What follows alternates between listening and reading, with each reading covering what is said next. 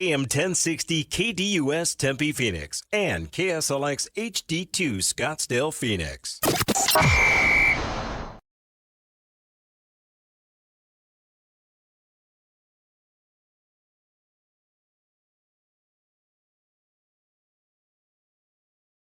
Hi kids, this is DJ Soulman from the Funk Junkies, and you're listening to the Varsity Sports Show with my man Vince Delicio.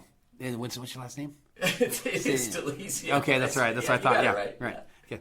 1060 KDUS Tempe Phoenix and KSLX HD2 Scottsdale Phoenix. This program is paid for by the Varsity Media Foundation, a 501c3 nonprofit educational organization, and its partners. You're listening to the Varsity Sports Show, home of Arizona's youth, high school, college sports, and you, empowering education and enabling dreams, right here on KDUS AM 1060 in Arizona. And now, welcome to the Varsity Sports Show.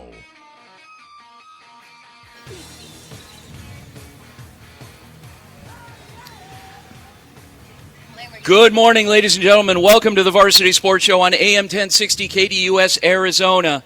My name is Vince Delicio, and we are out at the Scottsdale Taste of Italy here at Scottsdale Stadium on the northeast corner of Drinkwater and Osborne, right in the heart of downtown Scottsdale. It's a beautiful venue. It's a big baseball stadium. If you guys have never been here, I mean, it's right in the middle of Scottsdale. It's been here for years and years and years. It was the spring training home of the San Francisco Giants, and it's very iconic. Very it's cool. It's a cool venue. The festival will be starting in the next couple hours. So why do you ask? Are we at the Scottsdale Taste of Italy? Why not? You know, and it's not because I'm Italian or my co-hosts are Italian, but we are out here. We're going to be joined by the event organizer, Francesco Guzzo, here in a few minutes. A Lamborghini just pulled up, so that presumably will be my parting gift for co-hosting the show today. And, a lot of good stuff. Our co-hosts today are Shay Garrett and Jason Goldie. Jason, Shay, how are you guys? Fantastic. Yeah? We're Jason, feeling great. You're feeling great, Jason? So we got a lot of stuff to talk about today, right? I mean, a lot of post-game wraps from last night, a lot of excitement, a lot of high school football action. This is the place, guys. If you, I know there's other shows, other stations, all that. And those guys are obviously they're real popular and everything, but this is the place if you really want to get down to the nitty-gritty and talk to and hear from the most high school coaches out there giving their post-game wraps. We did 7 games last night, and we did 2 on Thursday. When I say we did, we broadcasted, and then today we have an HJCAC game. But before we get into that, in honor of the Scottsdale Taste of Italy, we have a special guest. Hit it, Aaron.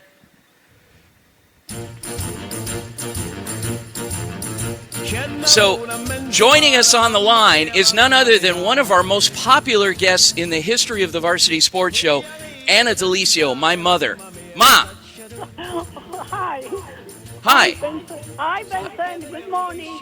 Good morning. So we're out at we have a couple of other Italians here, Ma, and our old friend. There's people that are setting up exhibits and selling food and other items. Do you remember the name Andy Trotti? Yes. Yeah, Andy Trotti is here. He's selling pens. He has custom-made pens, ballpoint pens, and he donates the proceeds of those pens to an organization called Southwest Veterans. So I'll tell him you said hi. He's got a table set up. We've known Andy for 50 years. Yes. So anyway, Anyway, all right. So we're out at the Scottsdale Italian Fest, a Taste of Italy, Ma. Isn't that? Aren't you happy? Aren't you proud? I'm very recognizing my heritage. Well, I'm very, very proud of you. You are my Italian too. Yeah, okay. Yeah, you're very nice. I want everybody to know that Vincent, when he was little, he loved to sing Italian. He used to sing all Italian songs. Yeah. We had this record. He used to put all Italian songs, entertain all of us. My favorite was Che La La. Maybe he used to sing. Oh, you remember? Oh, that's nice, Ma. Okay. He used to sing. Yeah. And then another thing I had to say, when he was in second grade, he invited all his classmates. There were 30 of them. They told them I make Italian food. They all came. For my birthday, yeah. For birthday, I made Yeah. spaghetti meatball, and that was really, really nice. They love it. He was Yeah, so but you happy. gave me a hard time about that because I didn't ask you first. I just had them all come over, and they showed up at the house. I had to give them something to make them come over, Ma. So, anyway. Okay. All Yeah. right, that was really nice. I have a great show. Yeah. Love you all. And, Okay. Ma, say hi to Shay and Jason. They're Italian too, Ma. Shay and Jason. We're all together on this. Yeah. I'm hoping that Vince will sing some Italian to us Yeah, now maybe, that yeah, we'll see. you've exposed that. Okay. Take care. Thank All right, you. have a good day. Say hi to Dad. All right, bye. All right, bye. All right. Okay, so we got that out of the way. I promised my mom we would let it get a plug in because she's afraid that I'm abandoning my heritage, but I haven't abandoned my heritage. It's very much alive and well, and we just coincidentally happen to be out at the Taste of Italy here at Scottsdale Stadium. Okay, joining us on the line, our old friend, University of Florida, Gator student out in Gainesville. He's also an intern with the Varsity Sports Show, a broadcast intern, very talented young man. Going to report on some things with some guys with some Arizona ties. His name is Bennett Solomon. Bennett, what's going on? Hey, Vince, how are you? I'm okay. I'm all right. What do you got for us today? All right, so just kind of, I guess, a transfer update. Got a couple players who transferred from Arizona State the last couple of years, and I guess I have an update on how they're doing. Okay. Last week I briefly mentioned Spencer Rattler on my segment, but I want to go deeper on just how good he's been with South Carolina. Obviously, originally from Arizona, went to Pinnacle High School, and then he committed to Oklahoma and actually played at Oklahoma in his first year in college before he transferred to South Carolina. He's been with the Gamecocks for the past 2 years. But this season, just already through, I want to say 7 games, 1,724 passing yards, 11 passing touchdowns, and just 4 interceptions. Last week against Florida, he threw 4 touchdowns with 313 yards in the air. But that wasn't enough for the Gamecocks to come out with a win. South Carolina has struggled this year with a 2-4 record, but Rattler's not one of the reasons the team has struggled. I think we lost Bennett. Aaron? Vince, can you hear me? Yep, we got you. Yeah, your Wi-Fi may be a little weak. Okay, so Spencer Rattler out of Pinnacle High School, went to University of Oklahoma. He's out at South Carolina now. And who were some of the other guys that you wanted to real quickly scan? Yeah, just wide receiver Ricky Pearsall. He actually plays for the Florida Gators. Just has absolutely killed it. He went to Corona del Sol High School, started his career at Arizona State before coming to Florida. Just an immediate impact. He's having one of his best seasons.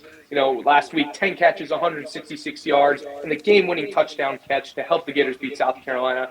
And then this season overall, 619 receiving yards total with 3 touchdowns. But he's had 4 games with over 90 receiving yards. A very, very talented receiver. Nice. Anyone else? Just briefly, Omar Norman Lott was a defensive tackle for Arizona State last year. Played 3 seasons with the Sun Devils, actually, before transferring to Tennessee this season. 15 tackles and 1.5 sacks on the year. They have a big game against Alabama today, so we'll see if he can help the Vols pull off the upset. Beautiful. Our boots-on-the-ground guy at the University of Florida, Bennett Solomon, reporting on Spencer Rattler, Ricky Pearsall, and Omar Norman Lott. Bennett, nice job as always. We'll talk to you next week. Thank you, Vince. Okay, Aaron, go ahead.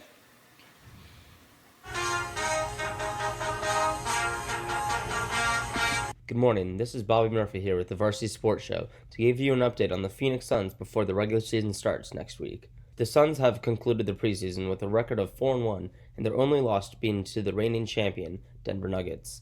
It was a successful preseason for the Suns as they got a handful of games to try and mesh the squad and rotation together, giving the fans a glimpse of what to expect with the season starting next week.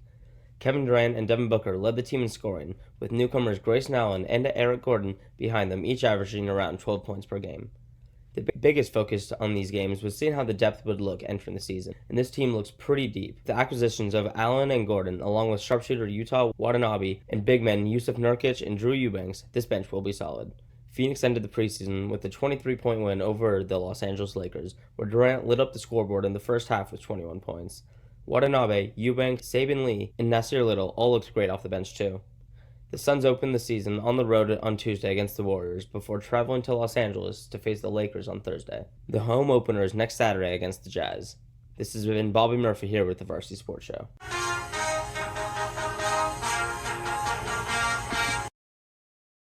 All right, guys, welcome back to the Varsity Sports Show here on AM 1060 KDUS Arizona. Vince, Shay, and Jason. We are joined by the event organizer. This is the guy that makes it happen, the guy that invited us out after I reached out to him and heard about this amazing festival. His name is Francesco Guzzo. Francesco, first of all, thank you for allowing us to come out. Let's talk a little bit about this event. I mean, it's a big event. It is. Buongiorno, welcome. This is the Scottsdale Taste of Italy. We're here at Scottsdale Taste of Italy. I say it so fast I'm actually stumbling on my own words.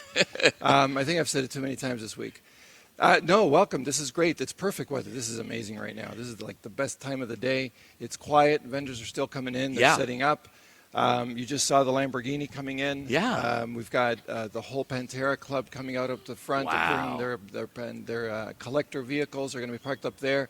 Tomorrow we actually have, because part of the show is sustainability. So we've got ASU is bringing out some of their Italian-inspired sustainable fashion. Wow. So we've got a couple of models that are going to be going around showing off some of the recycled materials and what they can design with recycled material.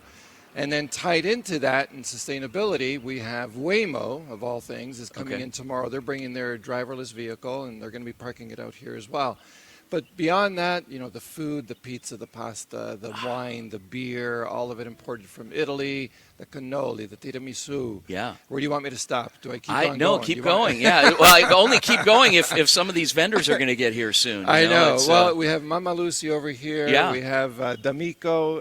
Lulu's setting up right now with his sorbetto. Yeah. The stage. I mean, look at the size of that stage. It's impressive. So we're going to have live music all day starting at 11. Yeah. And it goes till 7 o'clock tonight and tomorrow till 5:30.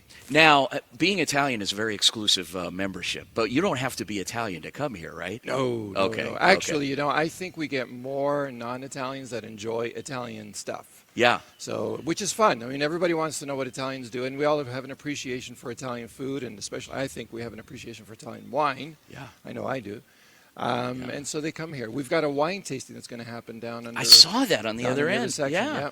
And it's and a lot of it is about family, about fraternity, about sorority, about being together and just celebrating anything. You know, in Italy, there's a patron saint day every day of the year, and there's some type of celebration going on somewhere. And in some small town in Italy, in every small town, somebody saw Jesus at one time. Right. But anyway, so it's about celebration and about being together and getting along. We need that in this world. It is. I mean, Italians are all about family, and a lot of ethnicities and heritages were all about family, and Italians are no different. I mean, growing up Sundays, open door policy. Sure. Whoever wanted to come in. My mom would cook enough for at least 2 or 3 families, whether they showed up or not. But somehow the house was always full. But that's what it was all about. Yeah. And so this is part of the tradition, bringing the people together and actually enjoying some of the foods that we all enjoyed as a family. So today, events, everything kicks off at 11? 11 a.m. And what time is it going until? Today till 7 p.m. Okay, and then tomorrow? Tomorrow, 11 a.m. through 5:30. 5:30. Okay, and we are here at Scottsdale Stadium.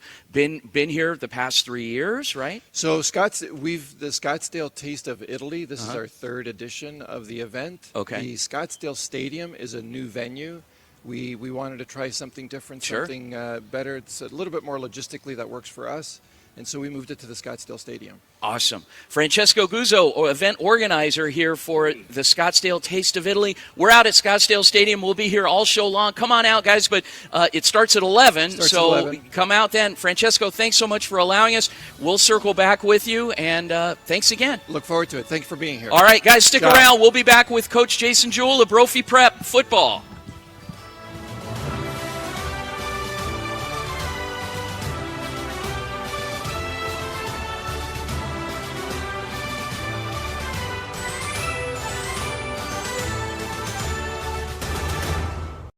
Extra Point with local and national topics, betting lines, and banter. Weekdays 10 to noon on KDUS AM 1060, KDUS1060.com, and the KDUS 1060 app. I'm Shay Garrett from the Varsity Sports Show, and I am looking forward to immersing myself in high school sports in the Valley. I have a passion for sports and storytelling, and I am so eager for a chance to combine these two this season.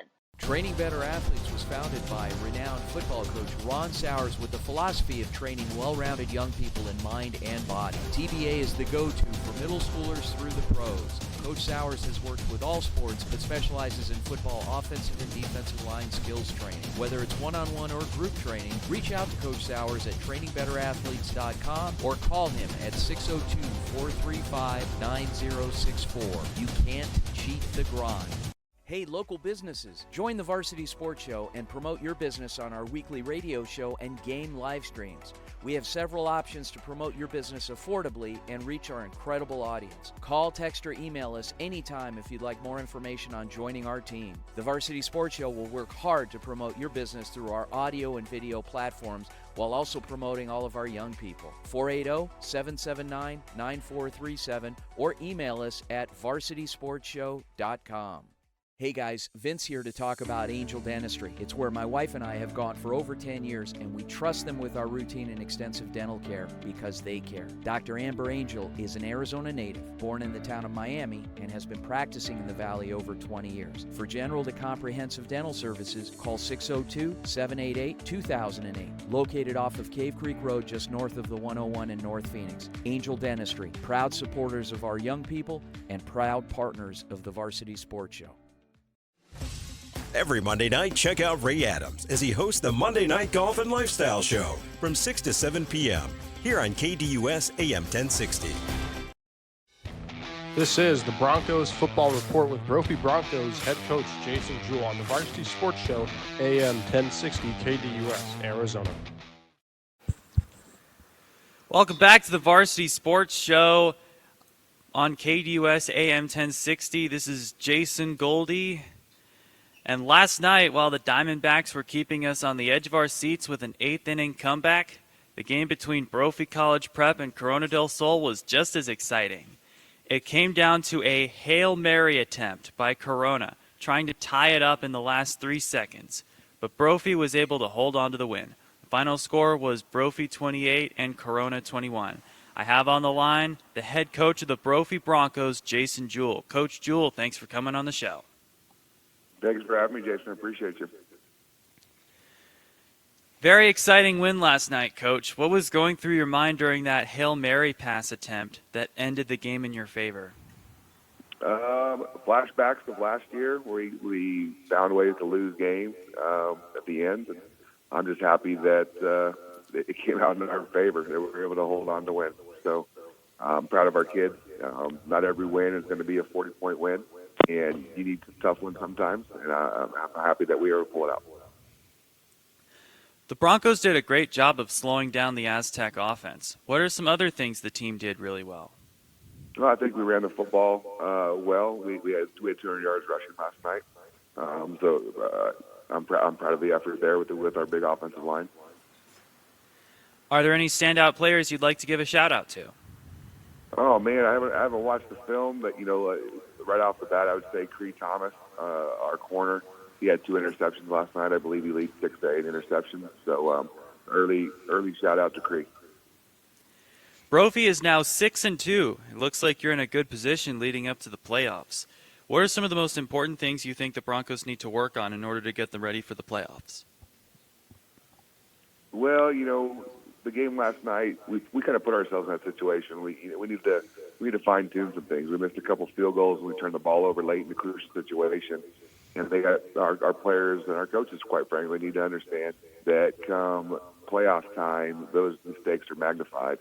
So we need to be a little better there. And then our penalties, we had too many last night, so we need to fix that. Any particular strategies in preparation for next week's game at Mountain Point? I know they have a stud running back, Christian Clark, that's committed to Texas, and to give us a chance, we need to slow that dude down. Thanks for talking with us this morning, Coach Jewell. Best of luck next week. Thank you, and you have a good weekend. Awesome. Nice job there, Jason. That was head football coach Jason Jewell of Brophy Prep. You know, they're one of our partners this season. Steve Schaff out there, the sports information director, has been extremely generous with allowing us access to not only the coaches, that's big, but what's even bigger is letting us talk to the players. And it's important to get their perspective on what's going on and how their season's going. And it's not always going to be as Rocky Balboa said, rainbows and unicorns. So, there's going to be some rough days too. And fortunately for last night, the Broncos pulled out the win, but it was not without some very hairy moments there toward the end of the game. Corona is another one of the schools that we're covering, and we'll hear from Coach Jake Barrow a little later in the program. And unfortunately, they were on the losing end of it. But with these games, someone wins, someone loses, and last night, it was Brophy's turn. So nice job. We appreciate you guys, and looking forward to seeing you guys march into the postseason. So I give Coach Jewell a hard time because they made the playoffs last year on a lot of strength of schedule. They were 3-7. They were the best 3-7 team in the country last year, and they put the fear of who into a few schools getting into the postseason. So anyway, Jason, nice job. But did you enjoy talking to Coach Jewell? I did. Yeah, pretty cool, huh? And you're also going to come back later, and you're going to talk to Coach Barrow. You've got all your questions all set to go and things you want to talk to him about. Now, it's going to be probably a little tougher conversation because, obviously with Corona coming up on the short end, the mood might be a little different. Are you ready for that? Yep. Okay, good. All right, and Shay, you've got some things coming up as well, and you were out at Saguaro Liberty last night. Yes, I was. Whew. That was a game to be seen, Yeah. That was rough. You talk about a tough one. Guys, we are out at the Scottsdale Taste of Italy here at Scottsdale Stadium, northeast corner of Drinkwater and Osborne, 7408 East Osborne. You could still get tickets at ItalianOrganization.org. Starts at 11 a.m. Tickets are $10. Get those tickets online and show up and be ready for an amazing, amazing day. Stay for the whole day. It goes through 7 p.m. tonight. Back here tomorrow, 11 a.m. to 5:30, I think he said 5 p.m., something like that. You'll have to check online to make sure. Anyway, we're going to continue on with the rest of our show. We've got a lot more content, both live and some amazing segments from our amazing team. Aaron, take it away. What's up, everybody? You're listening to KDUS AM 1060, the Varsity Sports Show, every Saturday, 8 to 10 a.m. Ryan Sykora here to take you through the next 2, maybe 2.5, don't tell my boss, minutes or so. College football here in the Valley, we're going to talk about that. It's an interesting subject at this very moment. You got Arizona State, local guys. At 1-5, the Sun Devils aren't exactly scorching the surface of the CFB landscape. Arizona, they're a lot of fun and much improved, but the Wildcats don't possess the biggest bite while bearing down on their opponents. Both those teams sitting in the Pac-12 in its much-documented final season as we know it. That league is hot.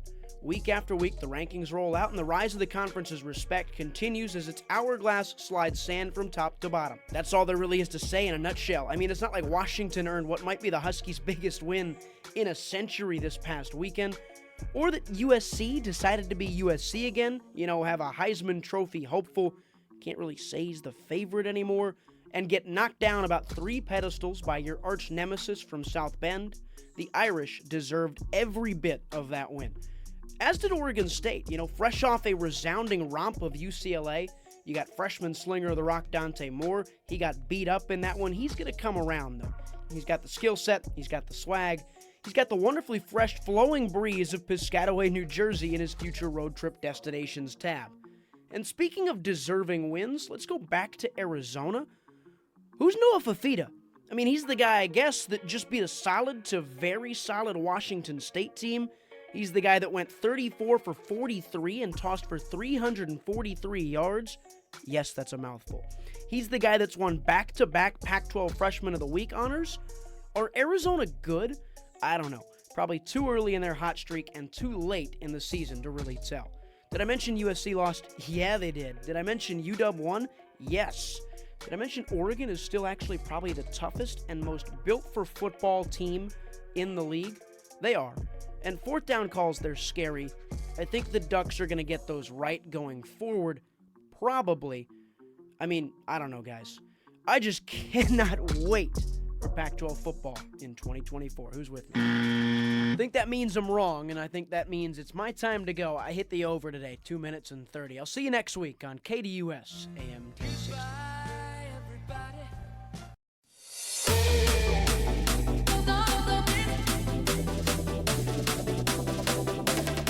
Welcome back to the Varsity Sports Show. My name is Zach Mott, and this week we'll take a dive into some key returning players for the Arizona Cardinals. A huge break this week as the Cardinals announced that they've officially opened the 21-day window for quarterback Kyler Murray and safety Budda Baker to return from the physically unable to perform and injured reserve list, respectively. This news comes as the Cardinals suffered their 5th loss of the season on Sunday and their 3rd such loss after leading at the half. With the offense's inability to keep up in the second half, the return of Kyler couldn't come at a better time. The Cardinals, whom many considered to be the worst team in the league coming into the season, certainly have not looked that way. Despite the final scores, the Cardinals have done a great job at being competitive this season, in spite of what many believed was a team severely lacking top-end talent. And while the Cardinals currently hold the 4th overall pick in the draft, the return of Kyler signals a team trying to end the season on a competitive note. At this time, when Murray will return remains unknown. For the time being, Joshua Dobbs will remain the starting quarterback. Dobbs, who started out the year through the first 4 games not turning the football over, has thrown 3 interceptions in the last 2 weeks, 2 against the Bengals and 1 against the Rams. The return of Budda Baker is significant as well, as he is now the veteran leader of this defense. The Cardinals' defense has been a bottom 6 unit in yards allowed and points allowed per game. The hope is that the return of the 2-time All-Pro Budda Baker will jumpstart a defense that looked better than expected to start out the year. For now, Cardinals fans can anticipate their return in the very near future. For the Varsity Sports Show, I'm Zach Mott.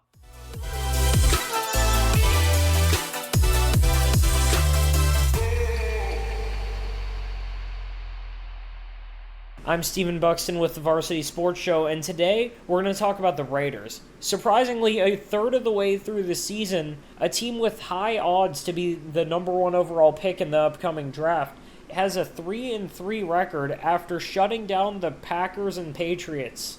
Even more surprising has been the fact that their defense, a unit that's basically struggled since I've been alive, has been the reason for the last 2 wins. Max Crosby, the star defensive end, has continued shutting down offenses all year.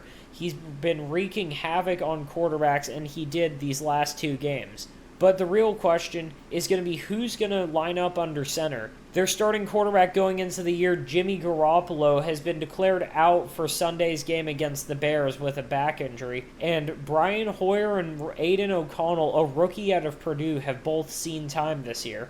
With a weak schedule upcoming, other than a game against the Lions, the Raiders have a good opportunity to somehow push into the playoffs. But can Brian Hoyer or Aiden O'Connell be the answer? You're live. Welcome back to the Varsity Sports Show, AM 1060 KDUS Arizona. Vince, Shay, and Jason, we are live at the Scottsdale Taste of Italy Festival. Kicks off at 11 a.m. this morning. You can get tickets at What is it? ItalianOrganization.org. ItalianOrganization.org. $10. You can get the tickets online. It's going to be an amazing day out here.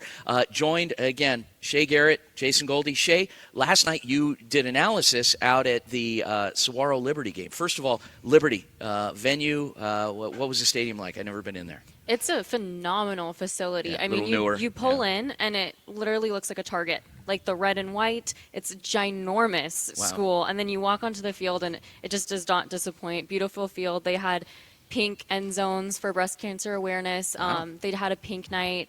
Cancer survivors during halftime walked on the field. It was a good game emotionally in that standpoint for it being October. It was nice that they're kind of showcasing that. And, unfortunately, it was not a good game, not a good night for the Saguaro SaberCats. But Liberty is all that and then some, right? They're all that and a bag of chips, or since we're here, a meatball. A meatball. They're all that and a meatball, I would even say. Yeah, and you're going to have a chance. You'll chat with Coach Zach Hill of the SaberCats a little later on in the show. But takeaways, I mean, some teachable moments, some things, and also maybe some bright spots, some things that went well. I mean, JoJo Clark, who was your player of the game, had a phenomenal game as well, right? Yeah, he had an interception, which was kind of big for Saguaro, especially against Liberty. So that was kind of an uplifting moment for them. They definitely had some good plays, but Liberty just overall had great plays. All right, guys, stick around. When we come back from the break, we'll be joined by Gila River Hawks coach Joshua Denhalter. Big game today against the 4-0 Maricopa Mustangs, 1 o'clock. We'll be back right after the break with Coach Denhalter. Go Varsity.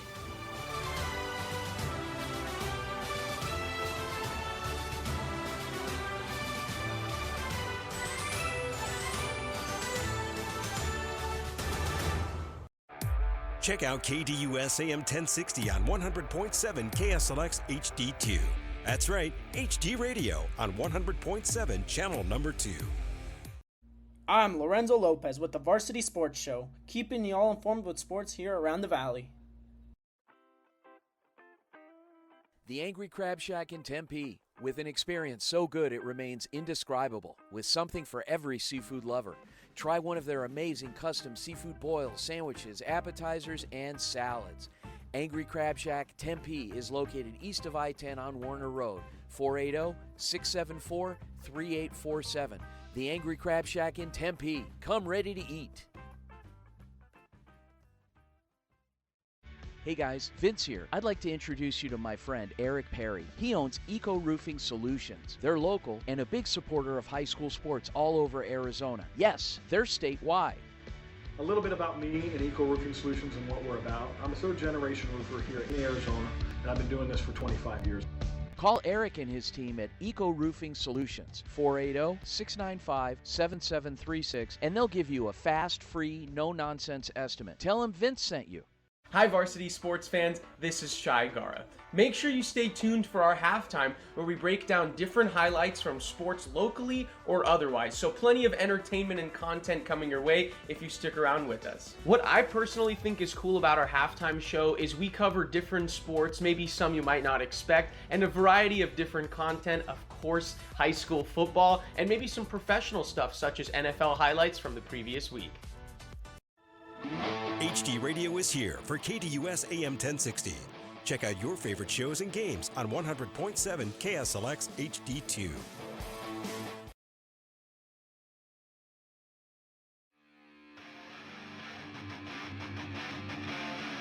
You are listening to The Husky Report with Horizon Husky football coach Andy Litten on the Varsity Sports Show, AM 1060, KDUS, Arizona.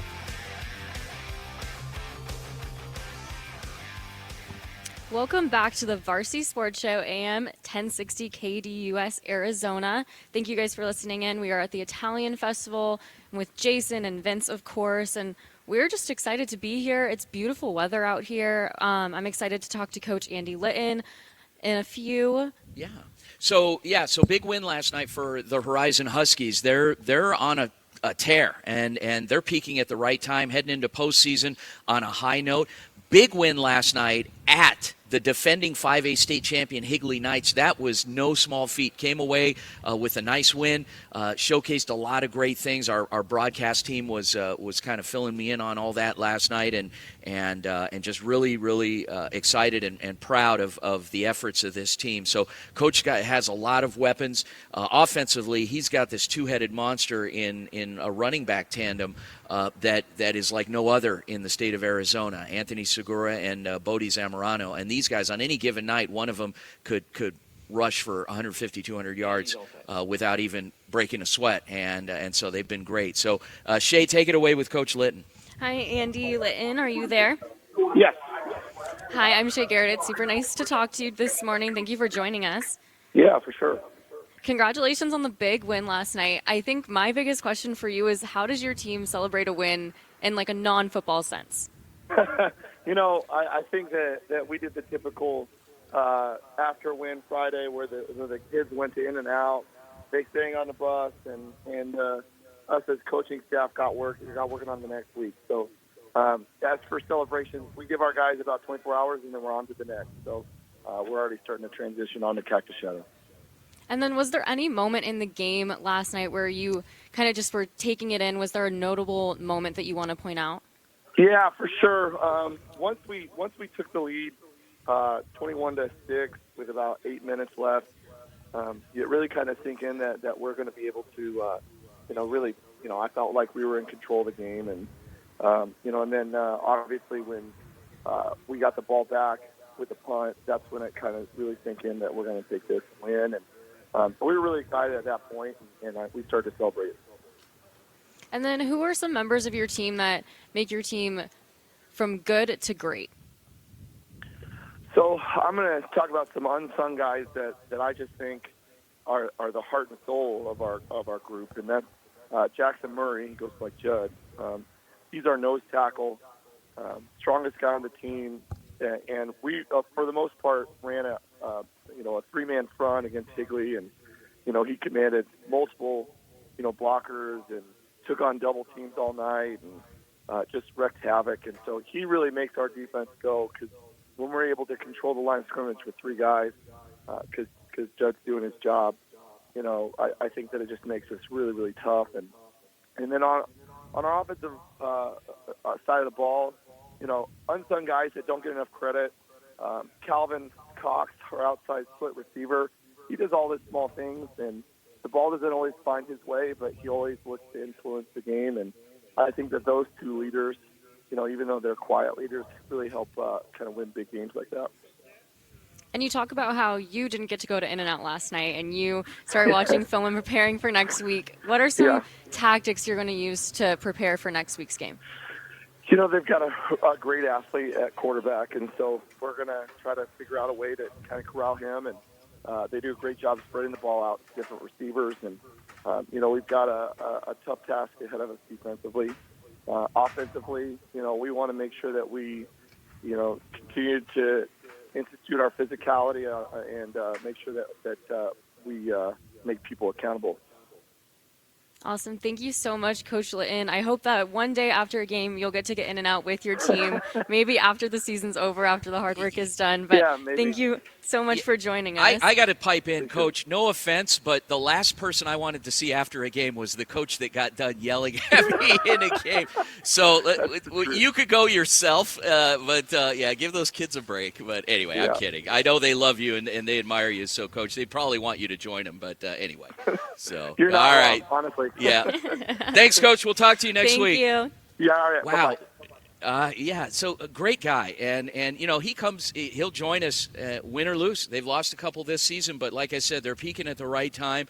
Really excited to work with the Horizon Huskies, and in particular, Coach Litten. He's been, he's a real humble guy, despite the fact that his first year as a head coach at Horizon, they win a state championship.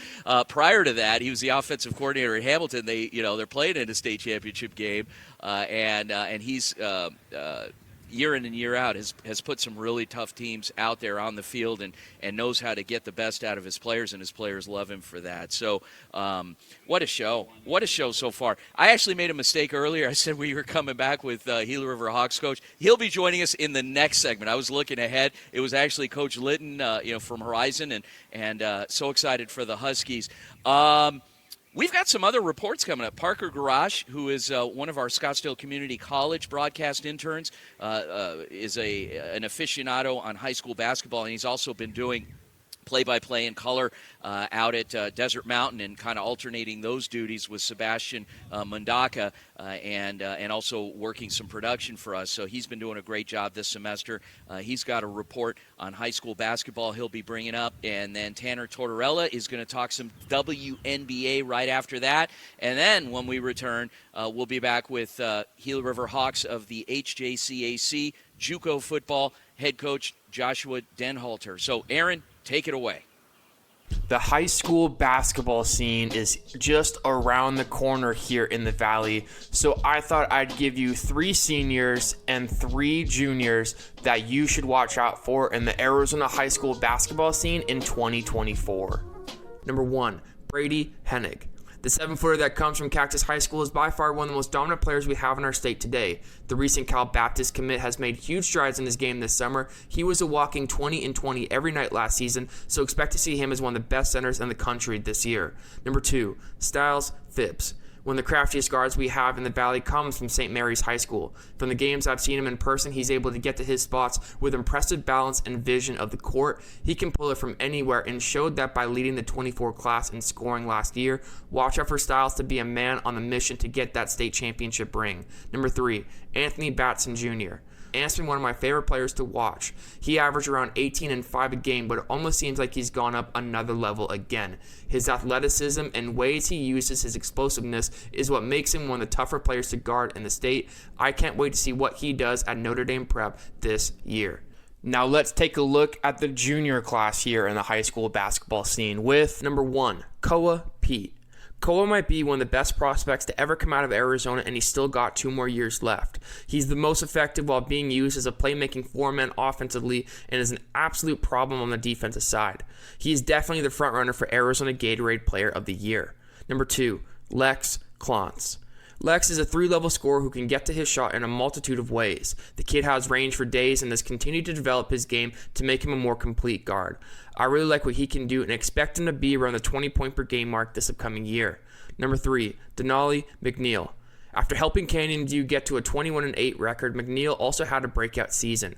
After averaging 23 points a game as well as 3 steals, he seems to be ready to go up another level. I really like the no-fear mentality he plays with and how he will go at his defender to get a bucket. It will definitely be one of the more exciting seasons in Arizona high school basketball with so much talent and so many good teams. I cannot wait to see who comes on top as the state champion. With that, I'm Parker Gurash from the Varsity Sports Show. Hey, it's Kobe Van Nort from Varsity Sports, and I can't wait to dive deep into the whirlwind of surprises in this year's NLDS. Baseball fans have their popcorn ready for a heavyweight battle between the 104-win Atlanta Braves and the 100-win Los Angeles Dodgers in the NLCS.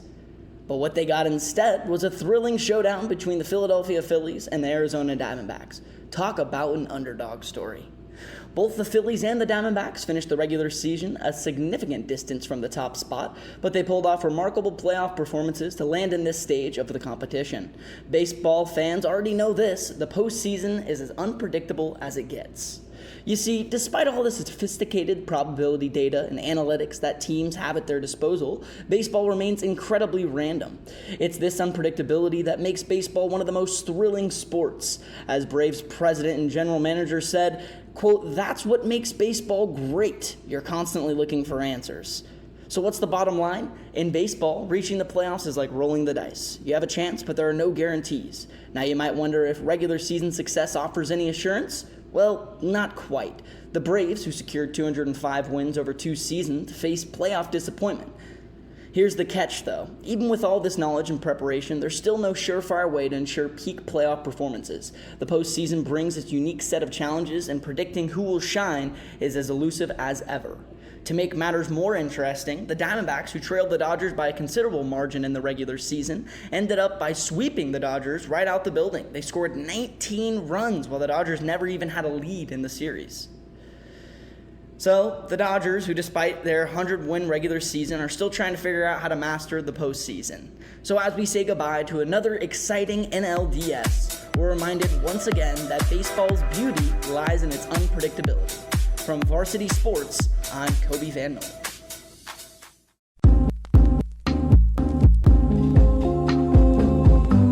And still champions of the WNBA, the Las Vegas Aces secured their second straight title on Wednesday, beating the New York Liberty 70-69. Hi, I'm Terry Tortorella of Varsity Sports, and like I said, I want to talk about the Las Vegas Aces being dominant and putting a bow on their historic season with a title. They're the first team in 21 years to secure back-to-back WNBA titles. And heading into this season and heading into the playoff, they were the heavy favorites. But on Wednesday, they had to battle through adversity. They were down 2 starters and need bench and role players to step up into that starting role, and that they did. The most notable name was Alicia Clark. She had 10 points, 8 rebounds, 2 assists, and guarded Brenda Stewart on the last possession to secure the Aces with their back-to-back titles. However, it's a bittersweet moment for Clark, as in September 2022, she lost her father. With tears streaming down her face, she mentioned post-game how she wished she can talk to her father and celebrate with him about this moment. She dedicated this season in his memory, which is why she prays before every game, just to have a piece of him with her during every game.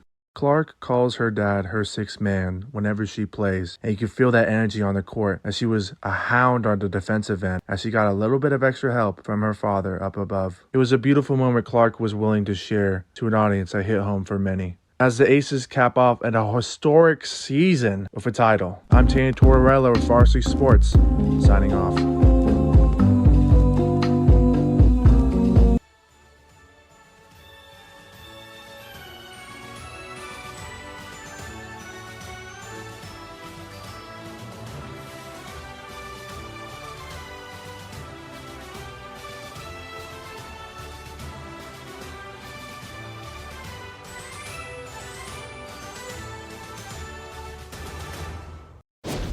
Ready to bring KDUS AM 1060 into your home with Alexa? Hi, I'm Alexa. Download the KDUS AM 1060 skill and enable. Then say, Alexa, open KDUS AM 1060. This is where I start my day. Hi, this is pro sport fisherman Ryan Kirkpatrick of Benton, Kentucky, and you're listening to the home of youth, high school, college, and you, the Varsity Sports Show on AM 1060, KDUS, Arizona. Hey, local businesses, join the Varsity Sports Show and promote your business on our weekly radio show and game live streams. We have several options to promote your business affordably and reach our incredible audience. Call, text, or email us anytime if you'd like more information on joining our team. The Varsity Sports Show will work hard to promote your business through our audio and video platforms while also promoting all of our young people. 480-779-9437 or email us at varsitysportshow.com. The hottest show covering Arizona high school football, Varsity Live. Do you want to hear from players of the week and our own analysts covering all of varsity sports games? We bring you pre-game previews and post-game reports every single Friday night, wrapped up all in one show called Varsity Live. Tune in at Varsity Sports Show on YouTube, Fridays at 6:30 p.m. MST for pregame and 10 p.m. MST for postgame. When you think of family restaurants and sports bars, think Bonfire. Bonfire is part of the Tempe landscape, supporting local schools. Join the Bonfire Booster Club Challenge. Mention Corona del Sol, Desert Vista, Marcos de Niza, Mountain Point, or Valley Christian, and that school's sports program will earn loyalty points. The winner after football season will earn a fundraiser at Bonfire. Come for the food and fun, support the community. Bonfire, open every day east of I-10 on Warner. Show your game ticket all day Friday and Saturday and get 15% off. 480-306-6801. Need social information about KDUS AM 1060? Try KDUS1060.com, at KDUS AM 1060 on Twitter, and Facebook.com/KDUS AM 1060.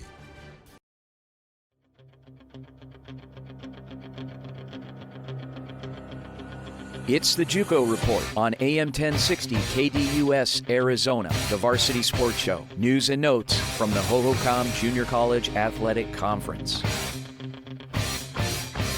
All right, guys, welcome to the Juco Report here on the Varsity Sports Show. Vince back with Coach Joshua Denhalter of the Gila River Hawks of the HJCAC. Coach, welcome to the program. Thank you. Appreciate you having me on.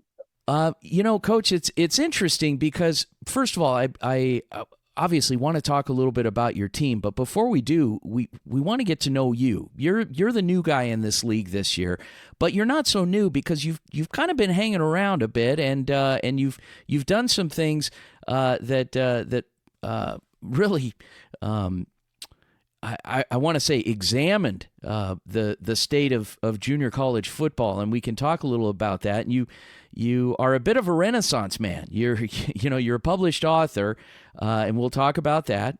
You're earned your doctorate. You're attending flight school. You're an educator and you're a football coach. What haven't you done? I really appreciate that. What haven't I done? I don't know. Whatever I haven't done is what's next. So I definitely like to challenge myself. In getting to your history, so you're an East Valley guy. You spent a lot of time, and when we had spoken offline, when I got to know you a few weeks ago in one of the games that we covered for you, you talked about some of your mentors in this business that you spent some time with, and two names that come to mind are two gentlemen that we both know very well, obviously. Coach Randy Reisdorf over at ALA Gilbert North, and then Coach Ryan Felker, who was a longtime Mesa Community College head football coach. He's been around the Valley for years, and now he's moved on to Kansas. So a little bit about each of those. What are some influences that you got from each of those gentlemen? Nobody's influenced me more than Randy Reisdorf. Just the man he is, the impact he leaves on the game. Everything about him is a man that I've tried to emulate and tried to be more like, and I'm really grateful for his impact on my life.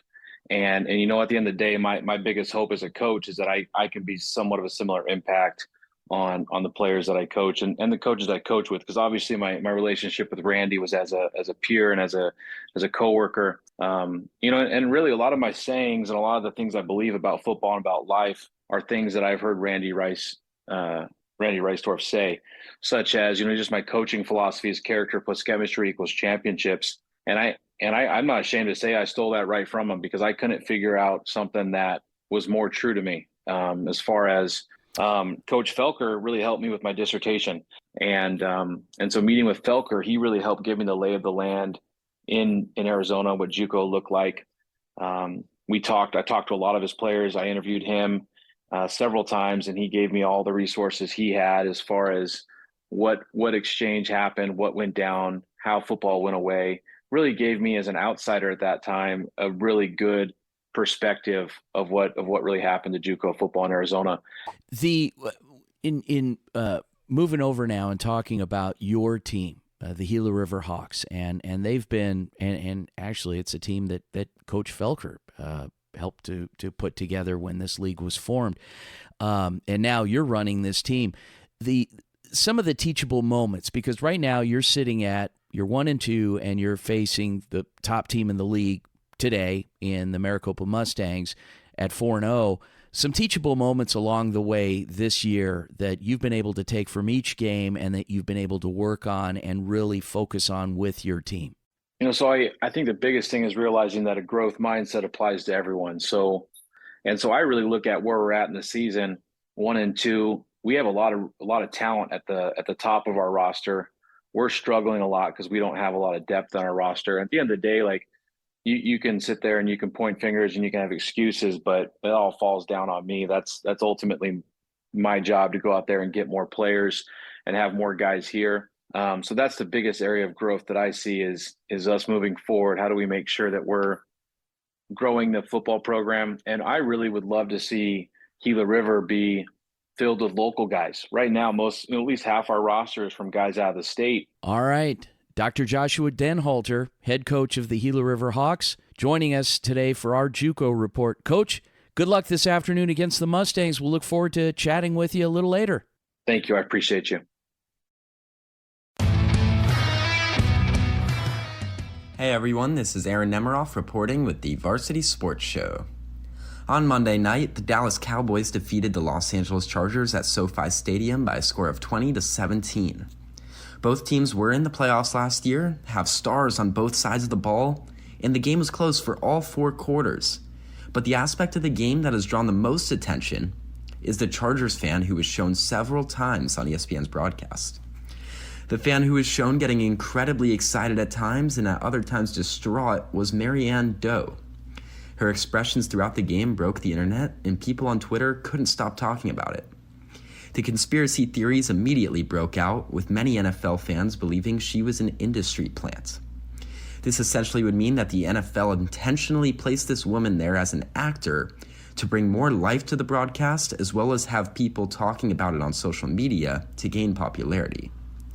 This theory gained a lot of support as fans made the point that the Chargers haven't been able to gain many fans being in Los Angeles and having competition with the Rams.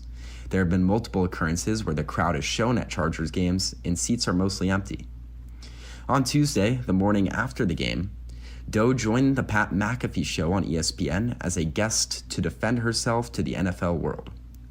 She stated that her and her husband are season ticket holders and go to every game. They are incredibly dedicated football fans, and that the reactions shown on television were entirely real and natural. She was so into the game that she ignored texts from friends and family that were trying to tell her about her television appearances. She even went on to tell McAfee she wished she was getting paid to be there. The Chargers' next game is against the Chiefs on Sunday. The game is in Kansas City, so most likely the broadcast won't be taken over by Doe, but you can expect her to be right in front of her TV at home, completely invested in the game. For the Varsity Sports Show, I'm Aaron Nemiroff. What up, fight fans? Fight Night returns tonight as UFC 294 takes place in Abu Dhabi, premiering a stacked card of fights. We start in the featherweight division as Muin Gafurov takes on Said Nurmagomedov. Gafurov is coming off a unanimous decision loss to John Castaneda. He's looking to get back into the winning column with another ground game battle, but he goes up against hometown hero Said Nurmagomedov. Said is coming off a unanimous decision loss. Both men are looking to win and climb the ladder to the top of the division. Our next bout comes in the middleweight division as Ikram Aliskerov takes on Nasruddin Imanov. Aliskerov is coming off an impressive first-round knockout of Phil Hughes. He's on a 4-fight win streak and is trying to bring home his 15th win of his career. Nasruddin is coming off a 2-fight losing streak after a no contest decision because of an accidental headbutt. He's looking to right the ship and get back to his winning ways. Our third fight in this card, and in this reporter's opinion, the sleeper fight of the night, takes place in the light heavyweight division as light heavyweight contender Magomed Ankalaev takes on Brazilian Johnny Walker. Ankalaev ran into a speed bump in his last fight as he took the split decision loss against the former light heavyweight champ, Jan Blachowicz. Before the loss to Blachowicz, Ankalaev was riding a 7-fight win streak and is looking to start another win streak as he looks to knock out Johnny Walker. Johnny Walker's on a 3-fight win streak, beating top contender Anthony Smith in his last fight. Walker says he's looking to get closer to a title shot when he defeats Ankalaev. The co-main event is a fight we have all been waiting for as welterweight contender and phenom Khamzat Chimaev takes his undefeated record against former welterweight champion Kamaru Usman. Chimaev was originally supposed to face Paulo Costa, but he had to withdraw from the fight due to a staph infection in his elbow. Because of this, Usman stepped in a week's notice for this fight. Chimaev says he's not fazed by the late change in the opponent and is ready for the challenge ahead. For Usman, he's looking to get back into the winning column as he is coming off back-to-back losses to middleweight champion Leon Edwards. And in the main event, we have the rematch of the fight of the year from last year as lightweight champion Islam Makhachev puts his belt on the line against featherweight champion Alexander Volkanovski. In their first match, many fans left the arena that night thinking Volkanovski won the match and should be the two-division champ. Volk is coming off a title defense victory against Yair Rodriguez. Makhachev has not stepped in foot in the cage since his bout against Volkanovski. If the build-up to this fight is any indication, we are in for a banger. So this Saturday, tune in early because fights have an early start of 2 p.m. Eastern Time. For Varsity Sports, this is Dorian Zavala reporting. There's a new sheriff in town on the Arizona high school badminton courts. For over half a decade, the Perry Pumas out of Gilbert owned the 44x17, winning state championships in 2017, 2018, 2019, 2020, and 2021, making appearances every year in the championship since 2015 as well. But the winds have changed, and their bitter rival 6 miles west in Chandler has taken over the number 1 spot. The defending 2022 champions, the Hamilton Huskies, dethroned Perry in a thrilling 5-4 victory to finally get past the Pumas in the championship last October. It was Hamilton coach Lauren Rosales' first ever win versus Perry in 8 seasons as the Huskies coach. This season, Hamilton picked up right where they left off. The Huskies finished 14-0 in AIA play this year, ranked number 1 in the state, and rolled through all competition put in front of them. The closest anyone has come to Hamilton are number 2 Sunny Slope and number 8 Red Mountain, both who scored 3 out of the 9 sets in their games. The Huskies have only given up 4 other sets combined this year against the 12 other opponents they faced. The Huskies just finished the season with a blowout 7-2 victory over Perry on Tuesday, setting the tone for a repeat bid in the postseason this year following their second straight victory over Perry. They'll begin that bid in the first round against Cesar Chavez at home on Monday. From Varsity Sports, I'm Connor Manning.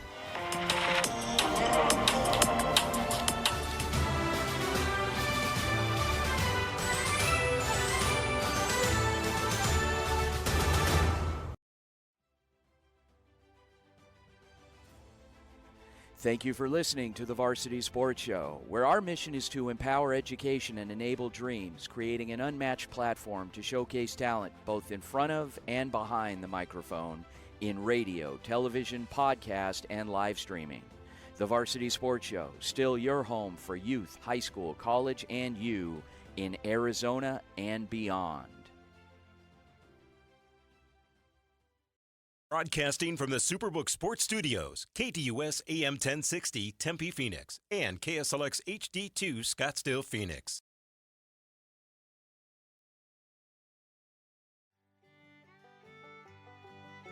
Hey folks, J.R. Lambright here, special field correspondent for the Varsity Sports Show. Join me every Saturday from 8 to 10 a.m. Pacific for JR's Texas Tales, where I share stories of Texans who triumphed over adversity and gave back to their local communities. Tune in for a bit of gritty edification on KDUS AM 1060, Arizona.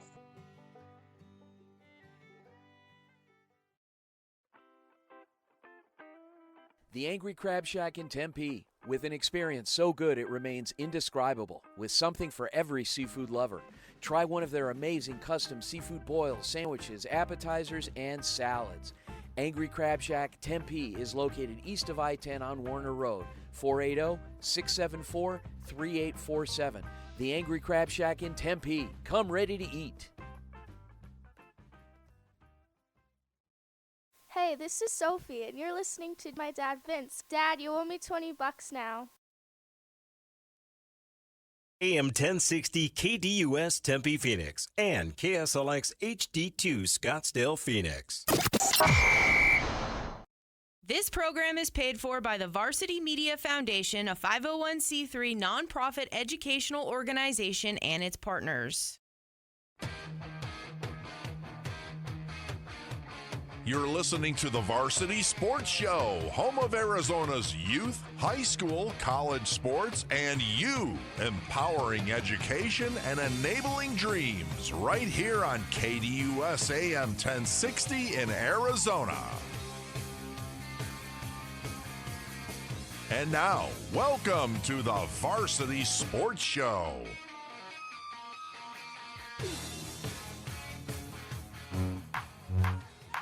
You are listening to The Varsity Sports Show. The Varsity Sports Show. Thursday night flag football game of the week recap. Flag football game of the week recap.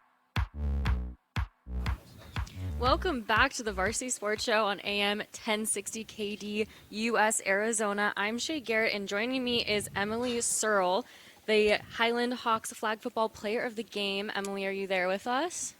Yes. Hi, Emilee. How are you today? I'm good. How are you?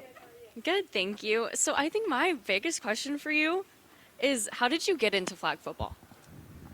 Well, I just moved here this summer, and I just heard a little bit about it, and I wasn't planning on playing a fall sport, but I heard about flag football, and I thought it'd be super fun to try, so I started going to, the open fields, and then I just started going to practice, and I guess here I am. Where did you move from?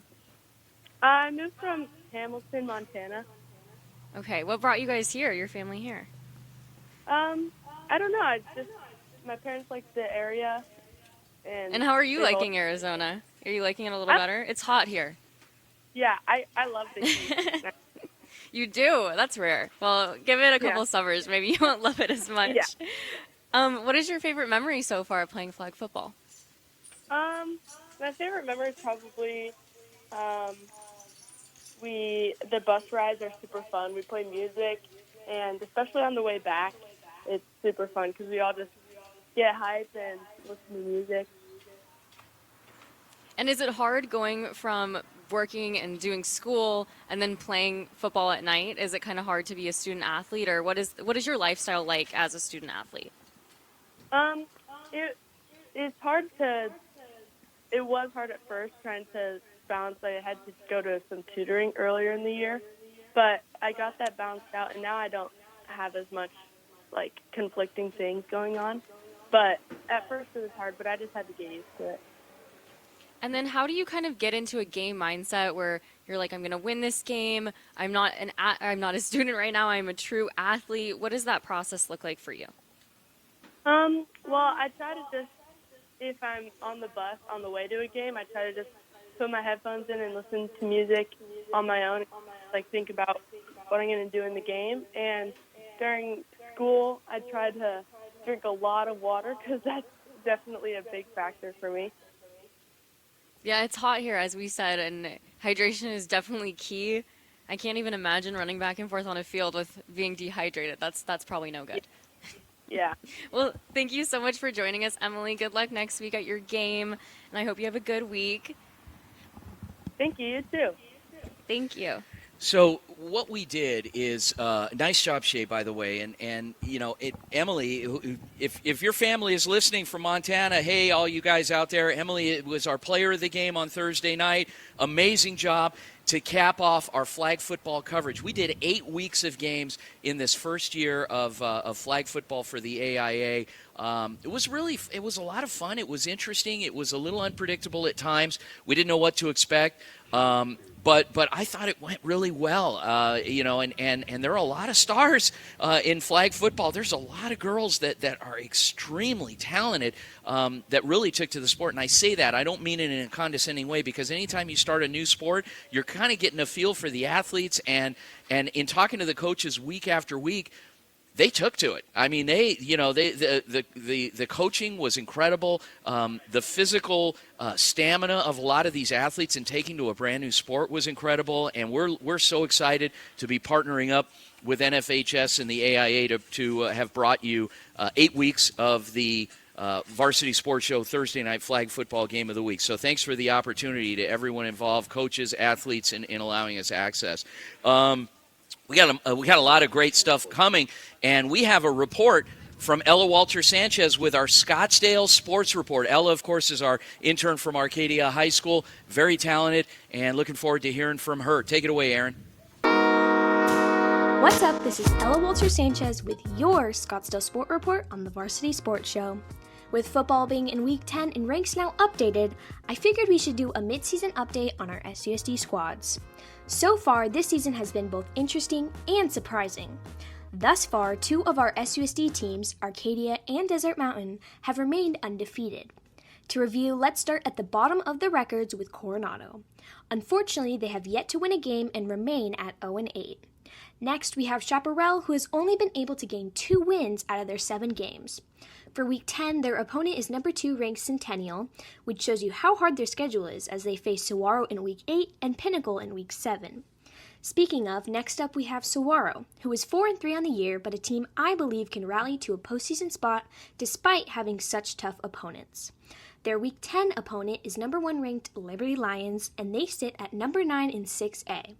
Next, we have Desert Mountain, who is 7-0 so far and is ranked number 1 in 5A. Lastly, we have Arcadia with a surprising run, and like Desert Mountain, is also at 7-0. Unlike Desert Mountain, Arcadia is in 4A and ranked 6th in their respective division. All of these numbers and this report come before the Week 10 Friday Night Lights, and I'm excited to see how these next few weeks play out. Hopefully our undefeated teams keep it up, and I'm sure we will see Saguaro, Arcadia, and Desert Mountain in this year's football playoffs. I'm interested to see how my end-of-the-year recap compares to the numbers now at the mid-season point, but for now, this is Ella Wolter-Sanchez with the Varsity Sports Show, signing off.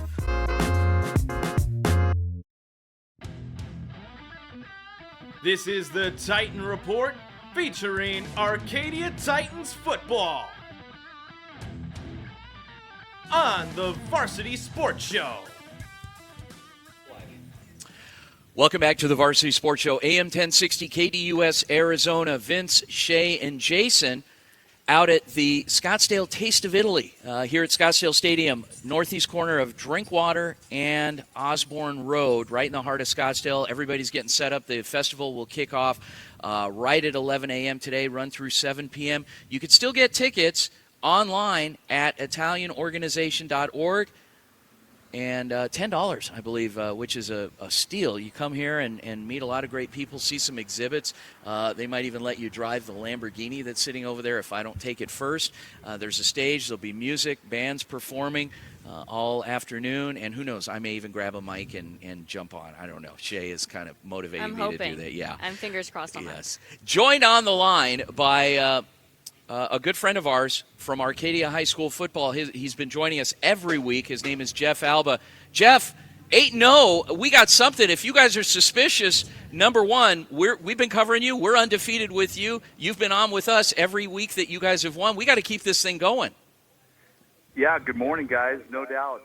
All of our success is because of Varsity Sports Show. No doubt about it. That's it.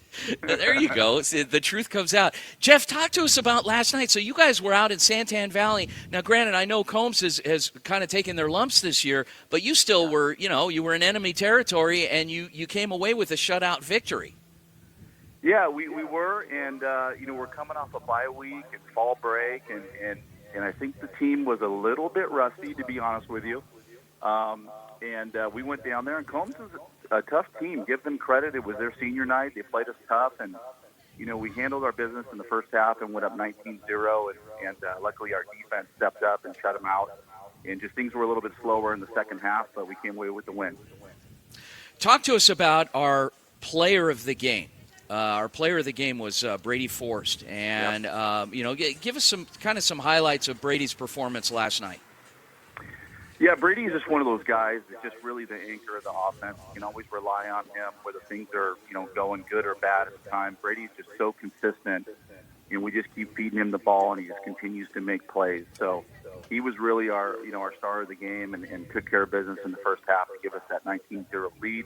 Obviously, it takes, the O-line and the offensive coordinator to make, good play calls and all that. But Brady's just one of those guys that when you have a season like we're having at 8-0, you have to have a player like that that's a senior leader but just shows up every day, works hard, and continues to make plays and have success for the team.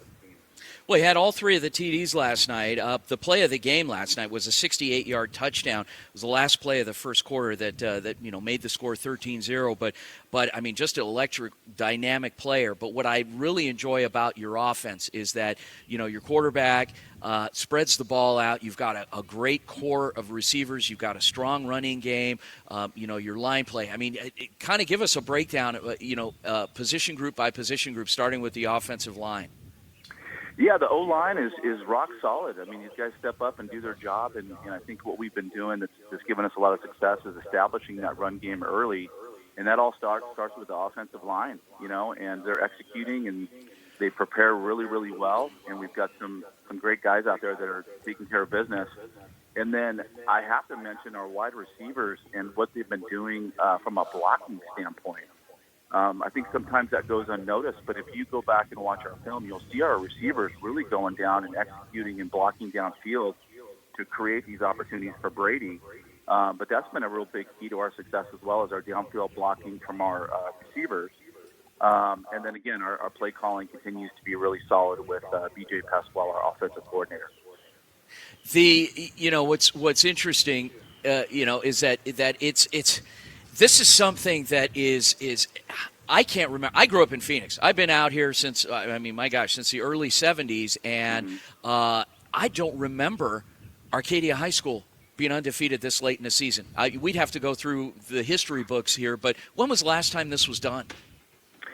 Yeah, I have to go back and look myself. I know that a few years back we had a few good runs starting 6-0, but 8-0 I think is some pretty uncharted territory as far as recently. So we are all just embracing it. We're trying to stay present in the moment and just enjoy the ride. But there's no accident here. I mean, the team has been working hard, again, in the off season to prepare for this season. And we, like I mentioned every week, we've got great senior leadership. We've got really great coaching and preparation.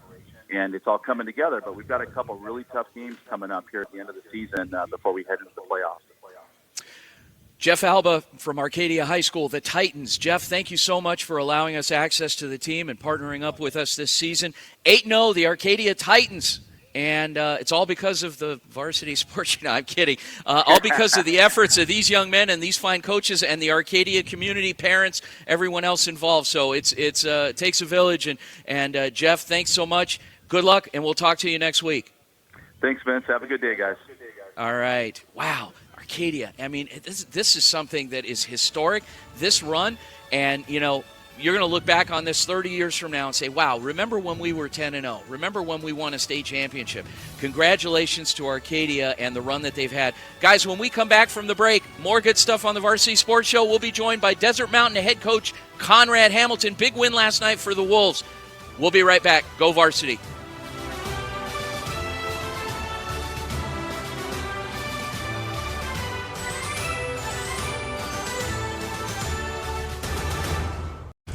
Your caddy, Ray Adams, takes you beyond the 18th hole on Saturday mornings with Great American Golf from 6 to 7 a.m. on KDUS AM 1060. This is Conrad Hamilton, head football coach at Desert Mountain High School. You are listening to the Varsity Sports Show. Coaches, the Varsity Sports Show wants to be part of your team in 2023. We have a proven track record of providing the most coverage of your teams with Thursday and Friday night football. We will spotlight your players with multi-camera game broadcasts, pre- and post-game interviews, and segments on our Saturday morning radio show. With over 100 games broadcast in 2022, we will be exceptional for your team. Call, text, or email 480-220-4629 or info@varsitysportshow.com. Hey guys, Vince here to talk about Angel Dentistry. It's where my wife and I have gone for over 10 years, and we trust them with our routine and extensive dental care because they care. Dr. Amber Angel is an Arizona native, born in the town of Miami, and has been practicing in the Valley over 20 years. For general to comprehensive dental services, call 602-788-2008. Located off of Cave Creek Road just north of the 101 in North Phoenix. Angel Dentistry, proud supporters of our young people and proud partners of the Varsity Sports Show. Tune in weekdays to the Sports Zone with Bob Kemp from 9 to 10 a.m. on KDUS AM 1060, KDUS1060.com, and with the KDUS 1060 app. Nobody pray for me. It been a day for me. Welcome to the Wolves Recap with Desert Mountain football coach Conrad Hamilton. Welcome back to the Varsity Sports Show. AM 1060 KDUS. I'm Shay Garrett, and I'm joined by Coach Conrad Hamilton. How are you doing today, Coach? I'm doing good. Well, congratulations on another amazing win. You guys are 8-0. From a professional standpoint, on a coach who has had a lot of success, you've been to the NFL, you've had a lot of experience. What do you think makes a winning team? You know what? I think commitment to it, right? Football is one of those, sports where you have to train, year-round, 6 to 8 months out of the year just to play 10 games in high school, whatever. So you have to be really committed to the sport, right? You got to be committed to that process, and wanting to be there and getting better and improve every day. And I think that's probably, in my opinion, the biggest change or thing that we want to do here is be totally committed to what we're doing. And can you talk to me a little bit about Dylan Tapley? He's your wide receiver. He's 61 yards per game. How is he an asset to you guys? Dylan didn't play last night, because he's a little bit dinged up. But he's an asset because, number one, he's 6'4", he's long, he's rangy, he plays the ball well. He's a great leader for us on and off the football team. He's a senior captain, 3-year starter. He's committed verbally right now to University or ASU. And he plays both ways, offensively and defensively. He digests both of our playbooks, and he's very an astute player. And he helps us make plays on the football field, whether it's, in the back end playing defense or going to get the ball for us on offense. So I think he's, a very versatile kid, and he does a lot for our program. And then Santana Wilson, your wide receiver, is a University of Texas commit. How does he kind of serve as an asset to your team as well? Well, twofold. Again, he'll be a 3-year starter. He's part of our star-studded 24 class kid. Great kid off the field, bright smile. Mother and father do a great job of raising him. Dad's a former NFL superstar. And he's kind of paved his own path, right? Again, last night he played well. He had 2 interceptions. I had a touchdown running the football as well. He was tasked to guard the best receiver in the state of Arizona, and he limited him to really one catch all the way until 5 minutes left in the game, to where he did get open. Unfortunately, Santana wasn't guarding him on that play, but had 2 picks. He's just a all-around good kid. And again, he's committed to the process of being an elite athlete, and that's why he's going to have the opportunity to excel at the next level once he leaves here. But just special. We're just blessed to have him in our program, and I'm so glad I get the opportunity to coach 2 kids like those guys. And then coming up, you kind of have some tough teams to play. Higley next Friday, and 2 Fridays from now, Notre Dame Prep. How are you preparing for those 2 games? I think our schedule has been, just week to week, right? We had the task of trying to shut down 2 of the more prolific kind of, receivers in the state of Arizona with the kid Slade and I forget the number one's last name again, but, last week, this week, whatever, we'll have to get our asses lined up, right? Because they're going to tempo and run, 100 million plays, all right, during the game. And so we got to make sure we get lined up and know that, we got to stop them from scoring 60 points a game. I didn't see what happened last night versus Higley and Horizon. I did see Horizon did win, so we'll take a look at that film. And see what they were able to do.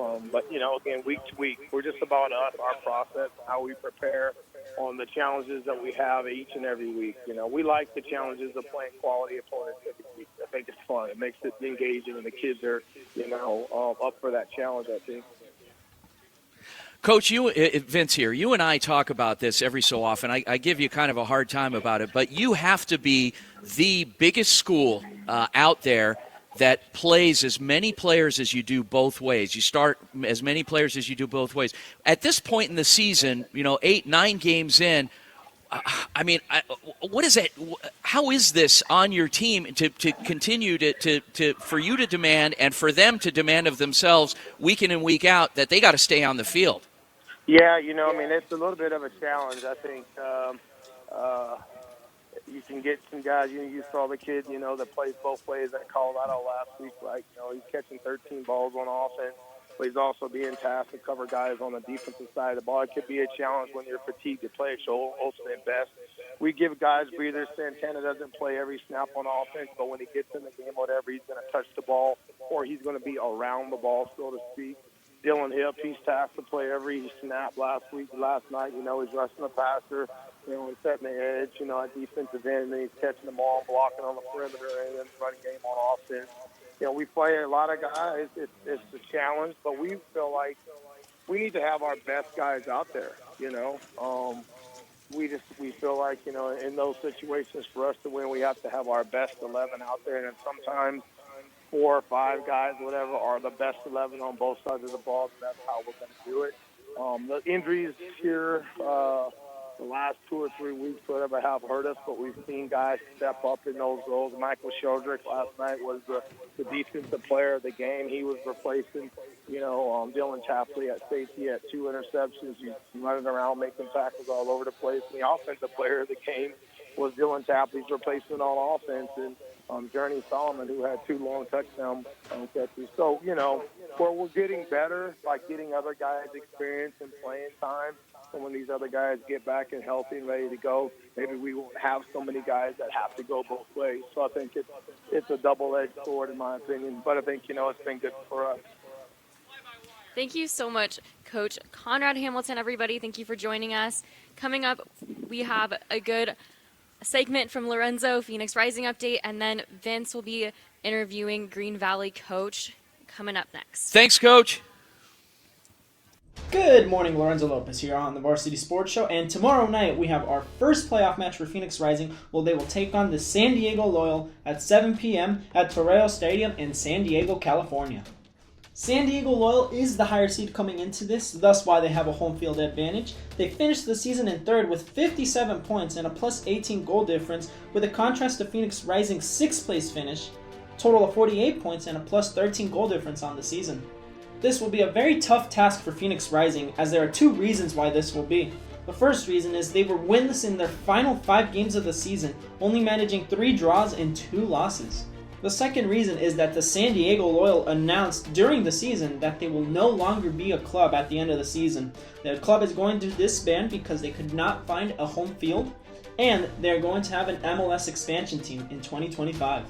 This pretty much means that the San Diego Loyal players are going to go all out in this game, because if they lose, they will know that it'll be the last ever game for the club. So expect the Loyal supporters to pack out the stadium and expect a very rowdy environment for Phoenix Rising.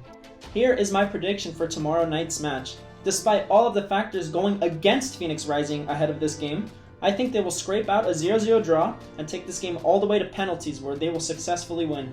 Again, make sure you guys tune in for the first run of the USL Championship Playoffs, where Phoenix Rising goes on the road against San Diego Loyal Sunday, 7 p.m. at Tortorella Stadium in San Diego, California. Lorenzo Lopez at the Varsity Sports Show.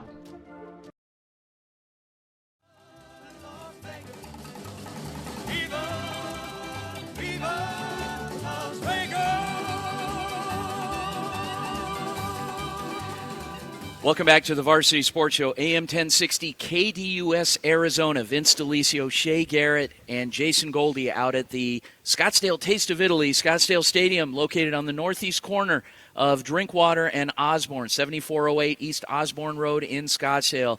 Spring training home of the San Francisco Giants, and what an amazing venue. They're getting everything going. The food vendors are getting set. They'll be getting going. All the ovens are fired up, and 11 a.m. things are going to get going.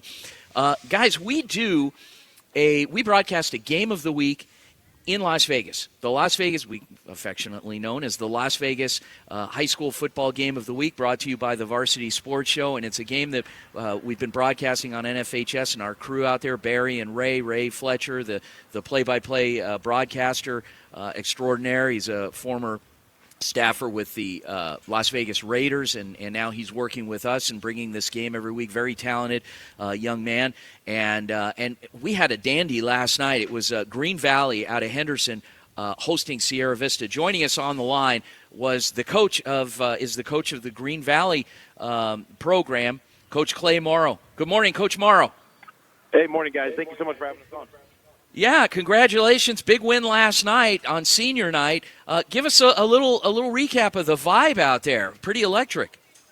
Yeah, we're really lucky to have a really great home field over there with we're the Green Valley Gators, so we call it the Swamp affectionately, kind of stole that from Florida. But the vibes were high. The boys have had kind of a up and down year, kind of made them face some really tough opponents, get them prepared for playoffs early on. So with them fighting through a lot of adversity, now we're able to kind of get them to see some success, see a couple of these games go through for them, and honestly, it was great to be able to honor those guys that have stuck it out through our program for the last 4 years, and now we're able to move into playoffs. That's awesome. Congratulations in getting into the postseason. Like you said, a bit of an up and down season, but your strength of schedule definitely helped, and it's a brand new season. And ironically, the team that you beat last night, you're playing next week. Yeah, actually on Thursday. Thursday night.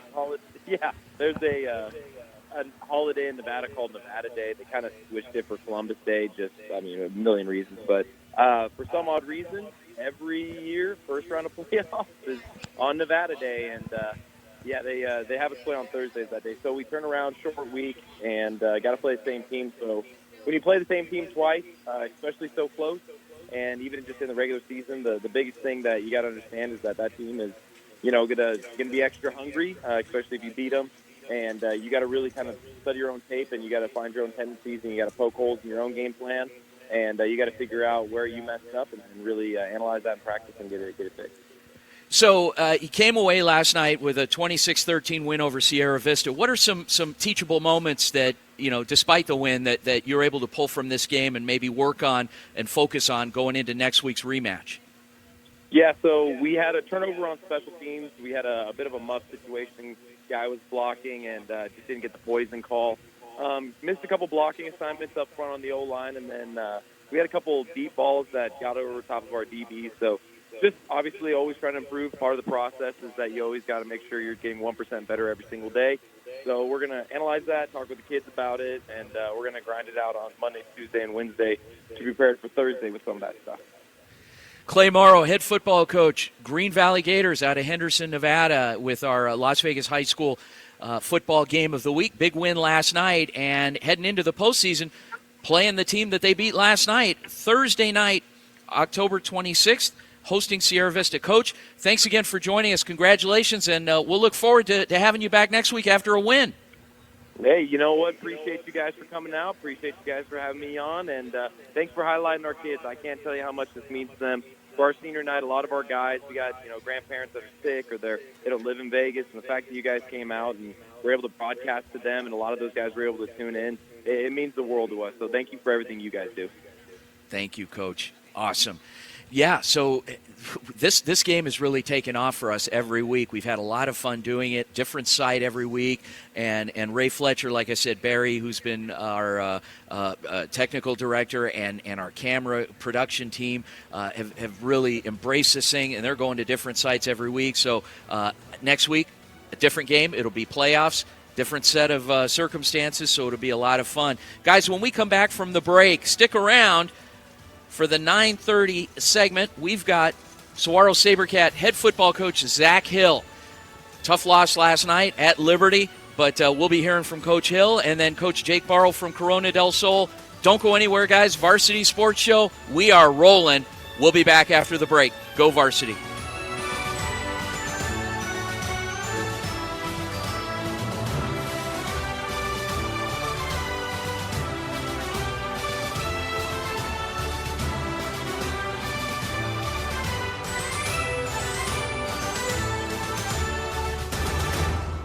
Have you downloaded the KDUS AM 1060 skill for Alexa yet? Dude, Alexa is frustrated. No matter how many times do you ask, the answer is male, chicken.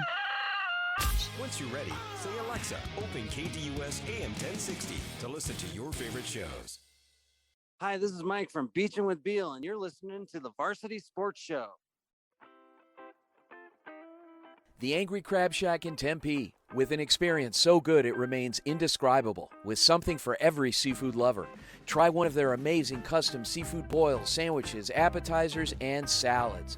Angry Crab Shack Tempe is located east of I-10 on Warner Road, 480-674-3847. The Angry Crab Shack in Tempe. Come ready to eat. Hey guys, Vince here. I'd like to introduce you to my friend Eric Perry. He owns Eco Roofing Solutions. They're local and a big supporter of high school sports all over Arizona. Yes, they're statewide. A little bit about me and Eco Roofing Solutions and what we're about. I'm a third generation roofer here in Arizona, and I've been doing this for 25 years. Call Eric and his team at Eco Roofing Solutions, 480-695-7736, and they'll give you a fast, free, no-nonsense estimate. Tell them Vince sent you. This is Saguaro SaberCat football coach Zach Hill, and you're listening to the home of SaberCat football, the Varsity Sports Show on AM 1060 KDUS, Arizona. We'll do what's best for the team, and we'll do what's best for you. The Rich Eisen Show, coming to you weekdays from 3 to 5 p.m. here on KDUS AM 1060 and KDUS1060.com. You're listening to the SaberCat Report with our dad, Coach Zach Hill, on the Varsity Sports Show.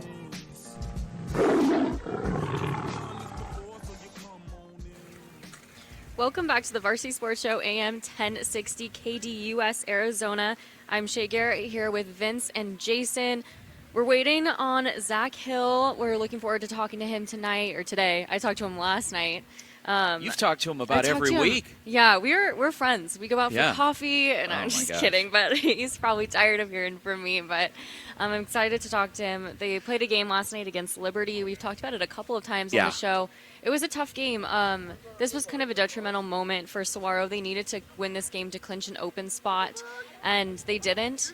But Liberty is not the team you want to go against when you are kind of looking to clinch a spot. But overall, Saguaro I think they did phenomenal with what they were given. Their offense was strong. I just think that Liberty's defense is just insane. So a couple things come into play here. Number one, quarterback Mason Bray, I believe, had been out. First game back. For was first last game night. back. Mm-hmm. Okay, so that's not necessarily.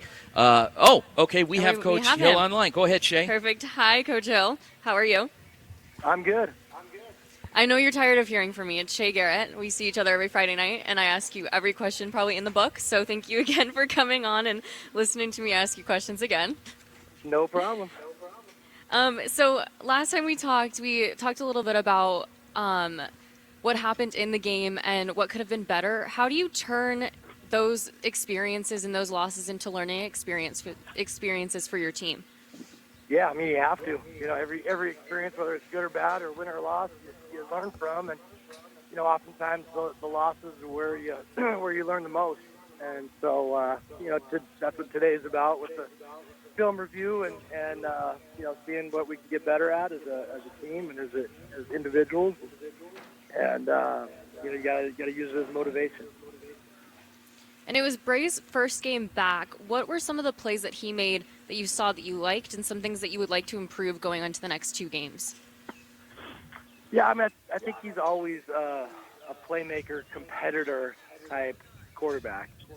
He's not afraid to run and, even lower his shoulder and deliver a blow at the end of the run stuff, which we don't exceptionally want. But he does compete, and we'll give him that. He throws the ball real well. He made some nice throws. Getting back, he hadn't been playing for 4 weeks, so there's a little bit of that rust.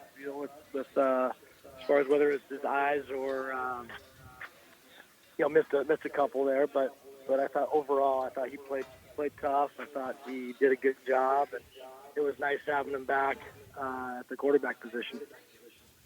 One thing that you can't argue with your team is that they have a lot of passion. How do you think that passion kind of helps build up the team and help them come back from a loss like this?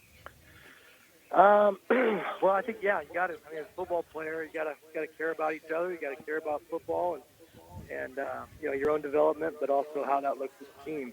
And so, we've got a lot of guys that do play with a lot of passion on Friday nights. We just got to do a better job through the week of practicing with that same passion and practicing game speed so that games aren't as difficult. Talk to me about some of your notable players. Clark had a good interception last night. Who else do you think last night kind of showcased their best abilities? Yeah, I mean, there was some some standout plays. Obviously, JoJo had big runs and the pick, and Omar Lascano did a great job with that one pass down the middle that was going for a touchdown, and he ended up tripping the receiver, the tight end, and we get the ball back. That was. And then was a big last question. Sorry, go ahead. I'm sorry about that. Last question I have for you. How are you guys preparing besides just watching film for your next 2 games? These are kind of detrimental for you in 6A. You're playing Tucson, South Point, and then Pinnacle next. How are you preparing for these games? Yeah, they're all good games. We've had a good, tough schedule this year, and we're just taking it 1 week at a time. So we'll correct and review this from yesterday and get on the same page with some of those corrections, our guys, and then set our plan for the week. And we're just 1 week at a time right now. So we're not worried about what's happening too far down the road. We got to be great each day, and through our week of practice, and focused on South Point, and getting that win. And it'll be nice being back at home, and then we'll worry about the next game the next week. Well, thank you so much for joining me, Coach Zach Hill. I'm sure I'll see you next week. I'll have new questions for you, hopefully. But thank you so much for joining us today. Good luck next week. All right. Thanks for having me. And then next up, we have Jason talking to Corona del Sol's head coach. Jason, can you tell me a little bit about Corona and their game?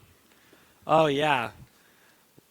Last night was a nail-biter, as I said.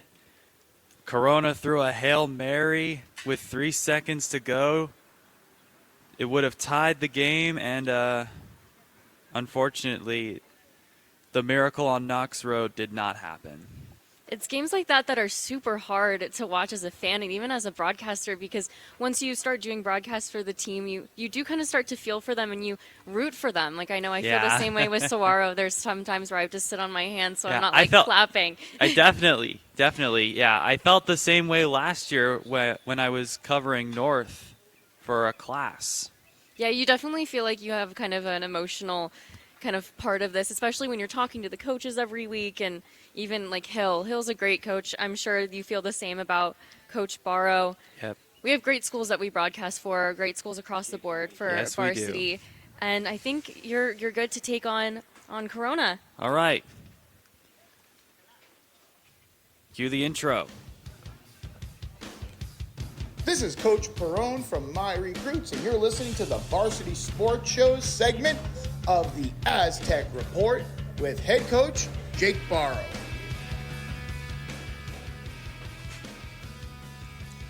Once again, this is Jason Goldie from the Varsity Sports Show on KDUS AM 1060.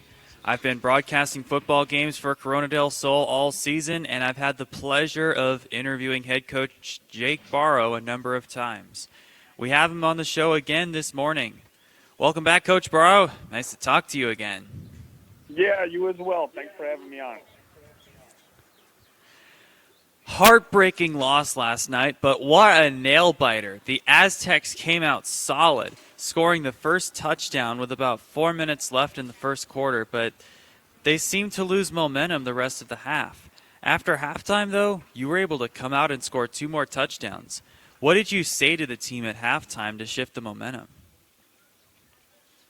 You know, basically we just kind of said we got to stick to the plan. You know, we knew going into the game that if we were going to have a shot this week, we were going to have to execute, right? We were going to have to consistently execute at a high level. And the 2 weeks before, against Mountain Point and against South Point, we didn't do that, right? We had a good first half and kind of fell apart in the second half. So the message at halftime was more or less just we got to continue the plan, continue to execute, and play a complete game. And we played a good second half. I really do believe that. It really looked like you were surging back at the end of the fourth quarter, but you couldn't quite get the tie. What was your message to the team right after the game? Well, you know, I was proud of them. I was proud of them for how well they fought and you know, just how well they played there towards the end. Because, you know, it's tough. You know, Brophy goes down to score, put it up 2 scores at one point, and then, you know, we get a stop and we go and score, and there's under 2 minutes left in the game. So, you know, we set up an onside kick and we don't get it. So at that point, it's very easy for players, especially high school players, to just kind of get down and check out and, you know, be done with it because, you know, the likelihood of winning, your win percentage is, you know, pretty slim at that moment. But we continued to fight. They continued to play hard. We got another stop, got the ball back with under a minute, and we were able to drive the field and put ourselves in a position to have a chance to win at the end with, which, as a coach, that's really all you can ask. Even though you took a loss last night, what were some of the moments or plays that stood out to you as positive reflections of your team's performance? You know, I think the way we fought at the end, you know, the fourth quarter, especially with under 5 minutes in the fourth quarter, those drives there really stand out to me. You know, defense being able to get some key stops, being able to force a turnover, that was huge. And then offensively, being able to drive at the end, you know, being able to operate quickly and make some good positive plays consistently to put us in a position to take a shot at the end to try to tie the game up. You've played some of the top teams in the state, and arguably you have one of the toughest schedules in the state. So how has strength of schedule played a part in the Aztecs' record this year so far? And do you see it as a positive or a negative for the team? Yeah, it's played a big part, and I think there's multiple ways you can look at it. I look at it as a positive, certainly because, you know, we're building a program, you know. I'm in year 2 as a head coach here, and Corona del Sol is a great place, but, you know, as far as football success, it's a program that we need to kind of jumpstart and turn around. And so in order to do that, you know, you got to play a tougher schedule. You got to see what the elite competition looks like. And we've seen it. We've competed with a lot of these teams and competed well. So, I mean, I think it shows fight. It shows there's a lot of good building blocks for the future. And without that kind of schedule, you know, you just don't get that. You don't get that same exposure to elite competition. So, you know, even though the record right now isn't what we'd like it to be, we do still have a chance to get in the playoffs. we're able to get in the playoffs this year. It'd be 2 years in a row, first time in 15 years for Corona, and that still remains the goal for us. Thanks for your time this morning. Appreciated talking to you. Good luck next week against Desert Vista. Thank you. Take care.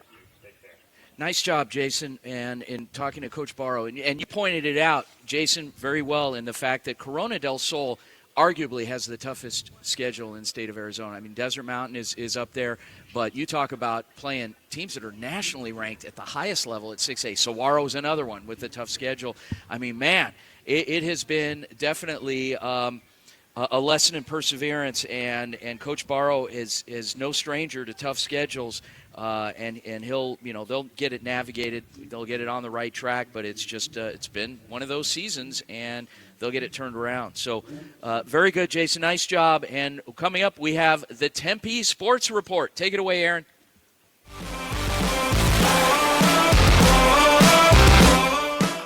Good day, this is Christopher Stranieta with the Varsity Sports Show with your Tempe Sports Report.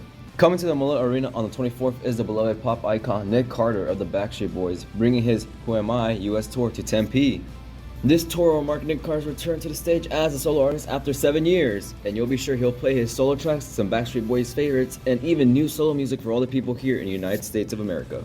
That's all for your Tempe Sports Report. I'm Christopher Estrada, and have a great rest of your day.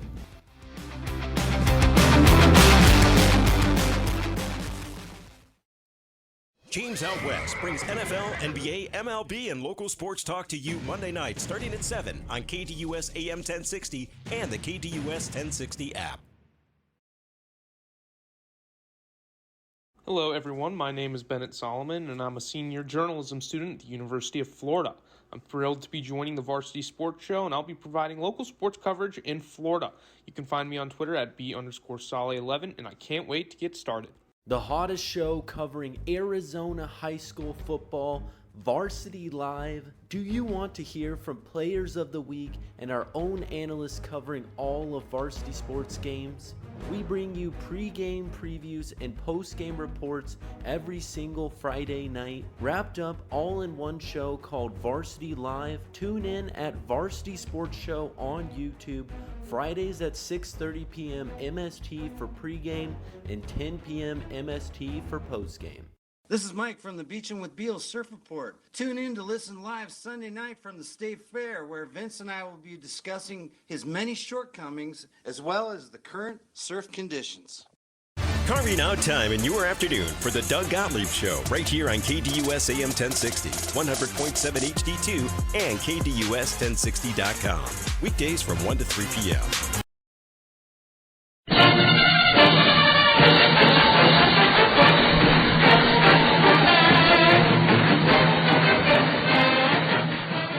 Arizona State hockey is off and running to another great start. The Sun Devils are nationally ranked for the first time since the 2020 season.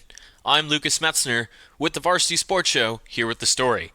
The Arizona State men's hockey team is making more great early season strides, earning a nationally ranked spot, thrashing the University of Arizona, and an upset sweep at home. It doesn't get much better for that than the Sun Devils. Arizona State is ranked number 18 according to the USCHO.com polls, and have been ranked number 19 by the USA Hockey / the Rank Live poll.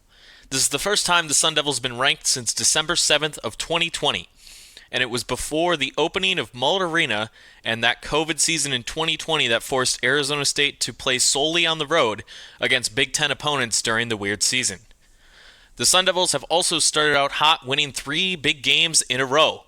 They stomped the Wildcats 16-0 in the opener at Mott Arena, and even though it was the Wildcats club team, it still feels good to open the season with a rivalry victory. The next weekend, the Sun Devils upset then-ranked number 15, the Merrimack Warriors, 1-0 on Friday the 13th, and then 4-2 on the next day. This sweep certainly helped propel them into a national ranking of their own. Arizona State is continuing their 2-game series against Northern Michigan tonight. Game 2 at Mott Arena with a 7 p.m. puck drop.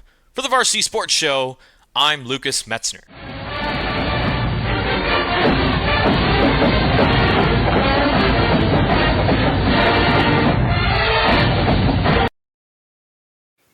Welcome back to the Varsity Sports Show. AM 1060 KDUS Arizona. Vince, Shay, and Jason just wrapping up another amazing show. And thank you, Lucas, for that Sun Devil report. Wow. Guys, we're out here at the Scottsdale Italian Festival, Scottsdale Taste of Italy, and out here at Scottsdale Stadium on the northeast corner of Drinkwater and Osborne in downtown Scottsdale. What an event. Francesco, thank you so much for allowing us out here. ItalianOrganization.org. You can get tickets. Event begins at 11. All the food vendors are showing up. It's going to be a lot of food here, and some bands playing. Some other events. There's some classic cars. I just got done talking to the guy from the Alfa Romeo Owners Club. They want me to join. I've got an Alfa sitting in my garage, a 79 Green Spider that I paid $200 for 20 years ago. But I guarantee you we didn't put $200 into the car. My dad and I restored it, and it's definitely a lot of money went into that car, but it's great.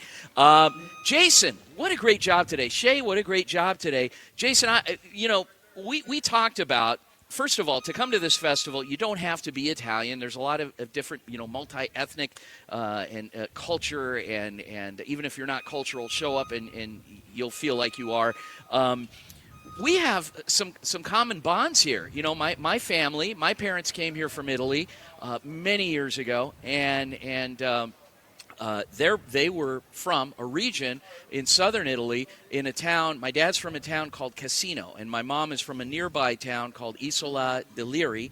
And so your family also is from what town? Yeah, the Lani family.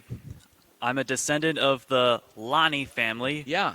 My great-grandmother was a first-generation Italian named Teresa Lani. They called her Terry. Terry, okay. And her family is also from Cassino. Wow, so we could be related and not even know it. We should do one of those, what's the thing called, 23andMe, 46andMe, what's that thing called? Yeah. Ancestry DNA. Yeah, we could be related. Isn't that something? When you look in a mirror, you don't see me. You're like 6'3", and I'm 5'7", and kind of portly, and kind of brownish gray hair, and you're a big, tall, handsome guy. So how does that make you feel? We could be cousins, like distant cousins. Isn't that something? That is something. Yeah. Don't use that to your advantage, though, because I have to grade you at the end of this semester for all of your hard work. So, so your family, and they settled in the East and made their way to California. So you've got roots in California. Yeah, they settled. Yeah. Yeah. Terry's parents, John and Anna Lani, they immigrated from Italy, and they settled in Providence, Rhode Island. Providence, okay. Yeah, I got family in Waterbury, Connecticut. But, okay, so Providence. And then they ended up in California. Yeah. Wow. Okay. But in Southern California, and you grew up in the Bay Area. Yes. Down the street from Stanford University. Yes. So, which is kind of cool because you ended up at Arizona State. You didn't go to Stanford. So that's kind of cool. Stick it to Stanford. You come out here. So that's good. But no. So how do you enjoy Italian culture? Like, what's your favorite food that's Italian? Oh, pasta. Really? Okay. Now, do you like it spicy? Do you like the red sauce? Do you like the meat sauce? Are you a big pizza guy? I'm more of an Alfredo sauce guy. Alfredo, yeah, okay. You're kind of a Renaissance man, huh? Yeah. You like a little bit of okay. All right. When you go to an Italian restaurant, do you pick something specific, or do you order the most expensive thing on the menu just to say you did? I don't really like to order the most expensive thing on the menu. Okay. You're usually not the one paying. That's why you feel guilty. You don't want to make your mom and dad.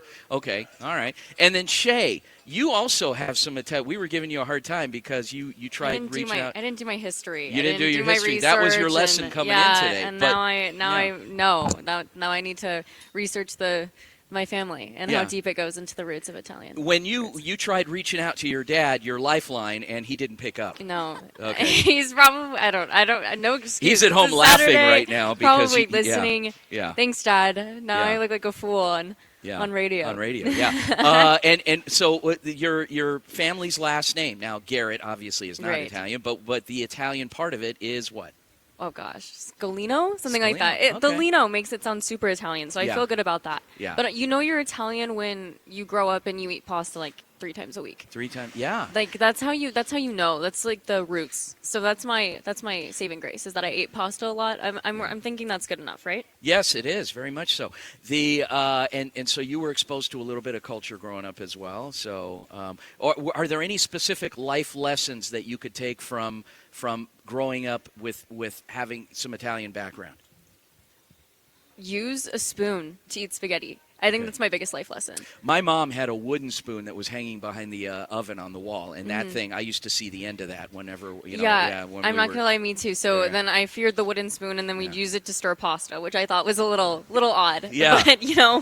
that's just the Italian culture, I guess. Yeah. But using a spoon in public to do the spaghetti, and then people are impressed by that too. Like when you're at a restaurant and you're using a spoon, you make it look easy, and there's no sloppy pasta, and you can eat it on a first date. Spaghetti, that's a talent. That is definitely my saving grace. Do you have, now you're a Tucson native. I am. Do you have a favorite Italian restaurant in Tucson that you go to, or is it like Olive Garden? Because there aren't many, there's more Mexican Funny enough, restaurants. my brother loves Olive Garden. I don't know, growing up, my dad hated it because he was like, we're Italian, we're like real Italians, and we would go to Olive Garden. But honestly, I think Tucson, that's something they could work on. So maybe the three of us can open an Italian restaurant with the help of your family, Vince, and all of what they know, and your mom. Yeah, well, we never went to Italian restaurants. My parents wouldn't take us to Italian because we had it at home. My parents love Mexican food, so that was like a treat for us. Right. That and Mike Kwan's Golden Coin. We used to go to the buffet after church on Sundays over there on Thomas. I think it's still open. They only take cash, so I don't know. Anyway, so what an amazing show, an amazing morning. Still out here at the the Scottsdale Taste of Italy. Francesco, Guzzo, thank you so much for allowing us to come out and do our show. The event begins in 1 hour, so come on out, guys. Get your tickets. You can get them online at italianorganization.org. There are vendors here. The food, oh my gosh, it smells good already. We've got cars sitting here. There's an Alfa Romeo Spider, a 71. There's a Lamborghini Countach down the way there. There's going to be bands. There's a stage. There's other events going on. Many vendors, many people, it's just a big family atmosphere, and we need more of that these days. So come on out and smile and be happy and have a great day out at the Taste of Italy. We're heading over. We've got a game this afternoon out at Cortez High School, HJCAC Game of the Week. It's going to be the Maricopa Mustangs hosting the Gila River Hawks. Want to thank everyone. Thank you to our co-host Jason Goldie, Shea Garrett. Be sure to check out all of our archive content on Twitter at Varsity Show, Instagram, Facebook. Thanks to our producer in studio, Aaron Decker. Join us back here next Saturday at 8 a.m. for the Varsity Sports Show. We'll be somewhere else. Guys, stay tuned for JR's Texas Tales. John was born in Tennessee, one of 13 children. He learned early in life the values of hard work and cooperation. An entrepreneurial spirit drove him to establish a grocery business near Dallas, alongside his brothers VP and Henry. This venture not only provided valuable experience, but also the financial means to delve into the world of real estate.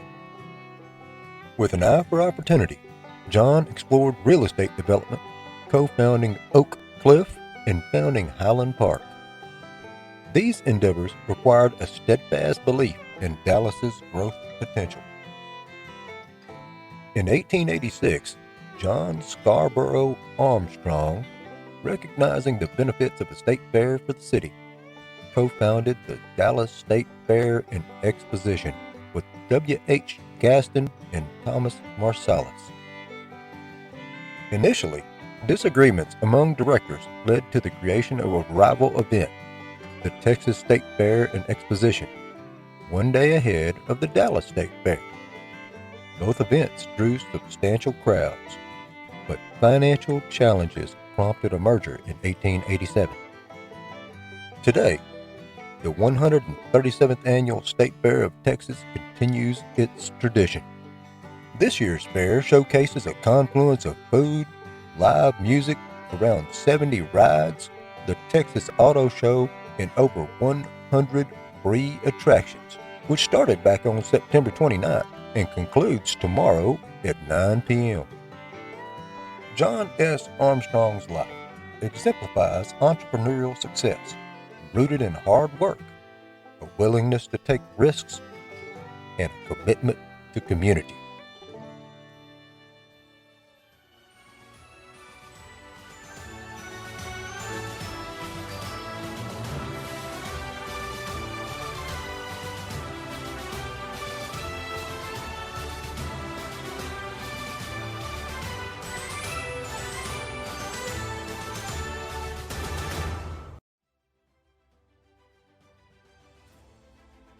Thank you for listening to the Varsity Sports Show, where our mission is to empower education and enable dreams, creating an unmatched platform to showcase talent both in front of and behind the microphone in radio, television, podcast, and live streaming. The Varsity Sports Show, still your home for youth, high school, college, and you in Arizona and beyond.